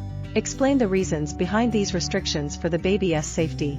Conclusion: recap the key points. Encourage consulting with a healthcare provider for personalized advice. Invite viewers. Start with a warm welcome and a brief introduction to the topic. Mention the importance of understanding ovulation for those trying to conceive or practicing contraception. Point 1. Know your menstrual cycle. Explain that ovulation occurs in the middle of your menstrual cycle. Discuss the typical menstrual cycle length, which is around 28 days, but can vary. Emphasize that tracking your cycle is essential. Point 2. Start with day 1. Explain that the first day of your menstrual bleeding is considered day 1 of your cycle. Point 3. Calculate your cycle length. Instruct viewers to record the number of days between the start of one period to the start of the next for a few months. Highlight that cycle length can vary and may not always be the same. Point 4. Determine your ovulation window. Mention that the ovulation window is usually around the midpoint of the cycle. To find it, subtract 14 from your average cycle length. For example, if your cycle is 28 days, subtract 14 to get 14. Your ovulation window is around day 14. Point 5. Use ovulation prediction kits. OPKs. Explain that OPKs can help pinpoint ovulation more accurately. Describe how to use OPKs by following the package instructions. Point 6. Monitor basal body temperature. BBT. Discuss how a woman's basal body temperature rises slightly after ovulation. Instruct viewers to use a basal thermometer and take their temperature every morning before getting out of bed. Point 7. Track cervical mucus changes. Explain that cervical mucus changes in consistency throughout the menstrual cycle. Describe how to observe and record these changes. Point 8. Pay attention to ovulation symptoms. Mention common symptoms like mild pelvic pain, breast tenderness, or heightened senses. Stress that these symptoms are not definitive but can be additional indicators. Point 9. Keep a ovulation calendar. Encourage viewers to create an ovulation calendar. Use a calendar or a smartphone app to track cycle length, OPK results, BBT, and other relevant data. Point 10. Be patient. Remind viewers that it may take a few months of tracking to accurately predict ovulation. Highlight the importance of patience and persistence. Conclusion. Summarize the key points discussed in the video. Remind viewers that understanding their ovulation cycle can be helpful whether they are trying to conceive or manage contraception. End with a call to action. Encourage viewers to subscribe, like, and share the video. Invite them to ask questions or share their experiences in the comment section. Hello, expecting moms. Congratulations on reaching the 3rd trimester of your pregnancy. As your due date approaches, it's important to stay active and maintain a healthy lifestyle. Today, we have compiled a set of safe and effective pregnancy exercises that will help you stay fit, reduce discomfort, and prepare your body for labor. Remember to consult with your healthcare provider before starting any new exercise routine. Let us get started. Point 1. Warm up. Begin with a gentle warm-up to increase blood flow and flexibility. March in place for 2 minutes to warm up your legs and get your heart rate up. Perform shoulder rolls and gentle arm circles to loosen up your upper body. Point 2. Pelvic tilts. Pelvic tilts help relieve lower back pain and strengthen your core. Stand or get on your hands and knees. Gently tilt your pelvis forward and backward, arching and rounding your back. Repeat for 10-15 reps, holding each position for a few seconds. Point 3. Squats. Squats are excellent for preparing your pelvic floor and thighs for labor. Stand with your feet shoulder width apart, toes pointing slightly outward. Slowly squat down as if you're sitting in a chair, keeping your back straight. Exhale as you come up and squeeze your glutes at the top. Aim for 3 sets of 10-12 squats. Point 4. Modified push-ups. Modified push-ups help strengthen your arms, chest, and core without straining your belly. Position yourself on your hands and knees. Lower your chest, tower chest. Point 5. Kegel exercises. Kegels strengthen the pelvic floor muscles, which can ease delivery and postpartum recovery. Sit or lie down comfortably. Squeeze your pelvic muscles as if you're trying to stop the flow of urine. Hold for 5-10 seconds and release. Aim for 3 sets of 10-15 repetitions. Point 6. Side-lying leg lifts. Side-lying leg lifts target the hips and outer thighs. Lie on your side with your head supported by your arm. Lift your top leg slowly, keeping it straight, and then lower it back down. Perform 12-15 reps on each side for 2 sets. Point 7. Cat-cow stretch. The cat-cow stretch helps improve flexibility and reduce back pain. Get on your hands and knees, aligning your wrists under your shoulders and knees under your hips. Arch your back while inhaling, bringing your head up cow position. Round your back while exhaling and tuck your chin towards your chest cat position. Repeat for 10-12 breath cycles. Conclusion: congratulations, you've completed a safe and effective pregnancy workout for the third trimester. Remember to listen to your body and avoid any exercises that cause discomfort or pain. Staying active during pregnancy can lead to a smoother labor and quicker postpartum recovery. Don't forget to hydrate and get plenty of rest. If you enjoyed this workout, consider subscribing. Welcome back to our channel, where we provide valuable information and support for those on their journey from infertility to fertility. Today, we'll be discussing the step-by-step process of transitioning from infertility to achieving a successful pregnancy. If you're new here, don't forget to hit the subscribe button and the notification bell so you won't miss any of our informative videos. Let us dive right into it. Step 1. Seeking professional help. The first crucial step in the journey is seeking professional help. Consult a reproductive endocrinologist or fertility specialist to evaluate your medical history, conduct tests, and diagnose any underlying issues causing infertility. Step 2. Diagnosis and treatment plan. Once diagnosed, your fertility specialist will create a personalized treatment plan. This may include lifestyle changes, medications, or advanced assisted reproductive technologies like in vitro fertilization (IVF), intrauterine insemination (IUI), or egg freezing.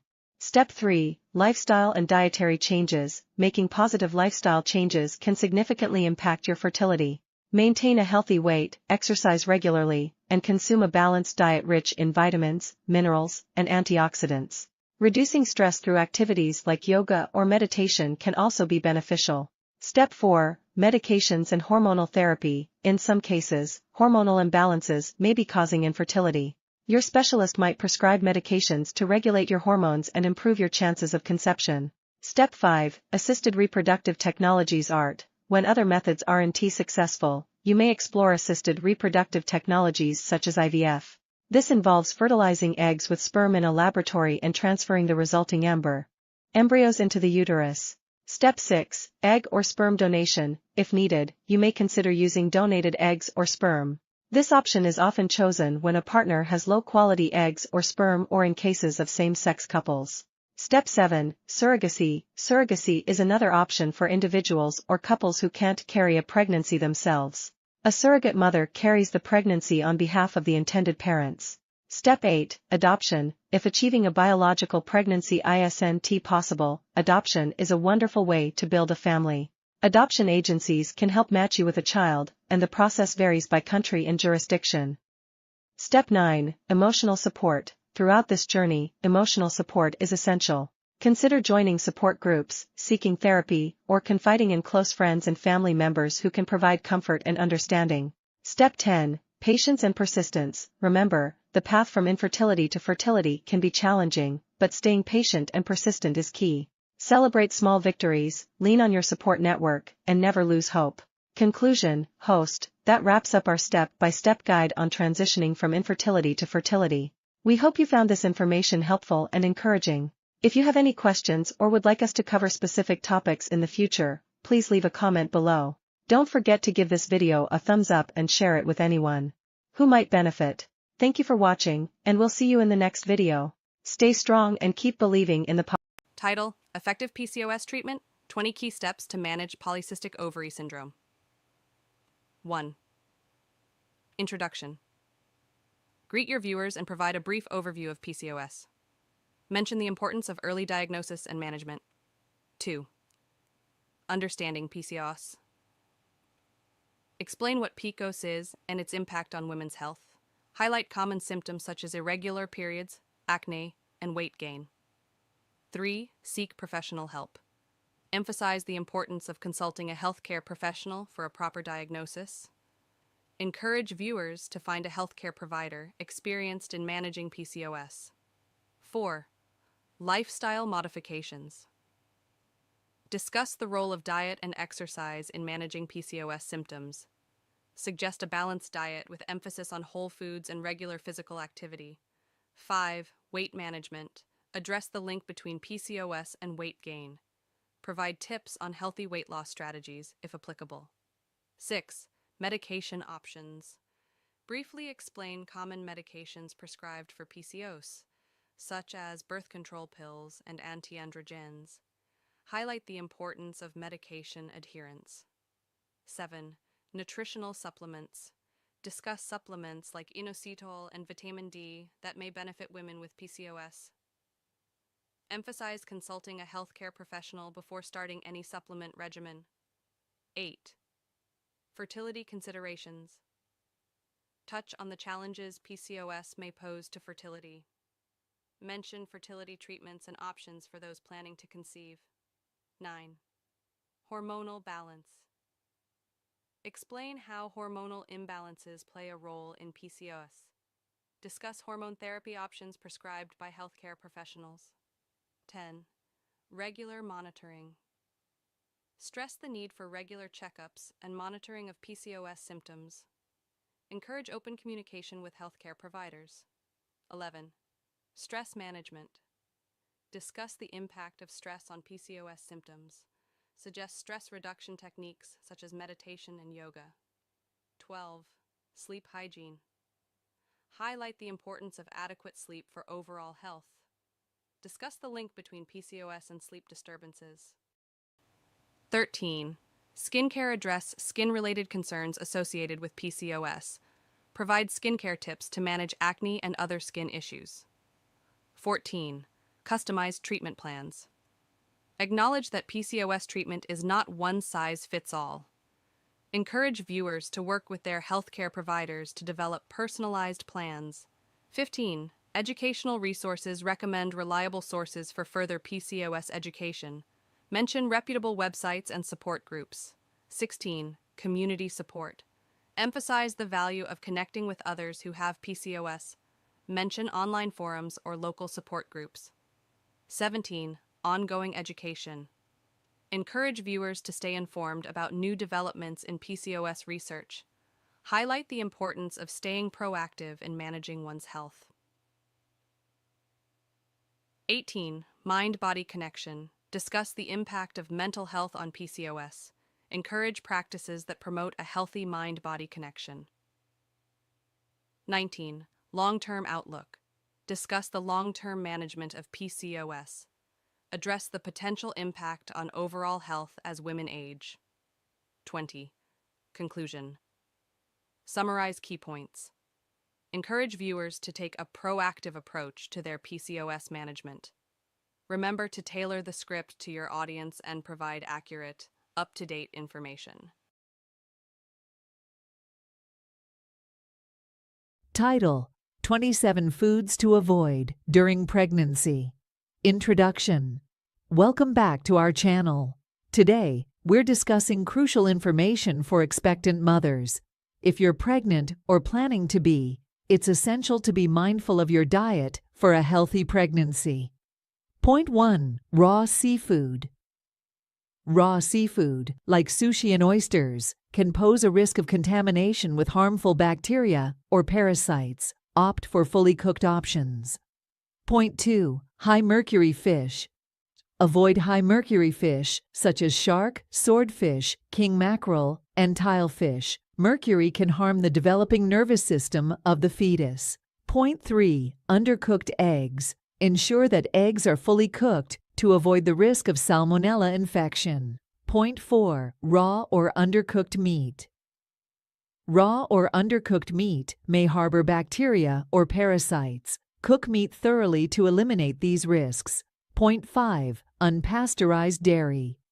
Unpasteurized dairy products can contain harmful bacteria like Listeria. Stick to pasteurized options for safety. Point 6. Excessive caffeine. Limit caffeine intake to avoid potential complications. Opt for decaffeinated beverages when possible. Point 7. High sugar and processed foods. Excess sugar and processed foods contribute to unnecessary weight gain. Focus on whole, nutrient-rich options. Point 8. Unwashed produce. Ensure thorough washing of fruits and vegetables to eliminate any potential contaminants. Point 9. Alcohol. Alcohol can cause developmental issues, so it's best to abstain during pregnancy. Point 10. Artificial sweeteners. Some artificial sweeteners may have uncertain effects during pregnancy. Choose natural sweeteners in moderation. Point 11. Deli meats. Deli meats may carry the risk of listeria contamination. Heat them thoroughly before consumption. Point 12. Soft cheeses. Avoid soft cheeses like feta, brie, and blue cheese, as they may harbor harmful bacteria. Point 13. Excessive vitamin A. High doses of vitamin A found in some supplements and liver can be harmful during pregnancy. Point 14. Raw spruce. Raw sprouts may carry a risk of contamination, so it's advisable to avoid them. Point 15. Unwashed hands and surfaces. Practicing good hygiene, including washing hands and surfaces, helps prevent foodborne illnesses. Point 16. Excessive salt. High salt intake can contribute to fluid retention. Opt for balanced sodium levels.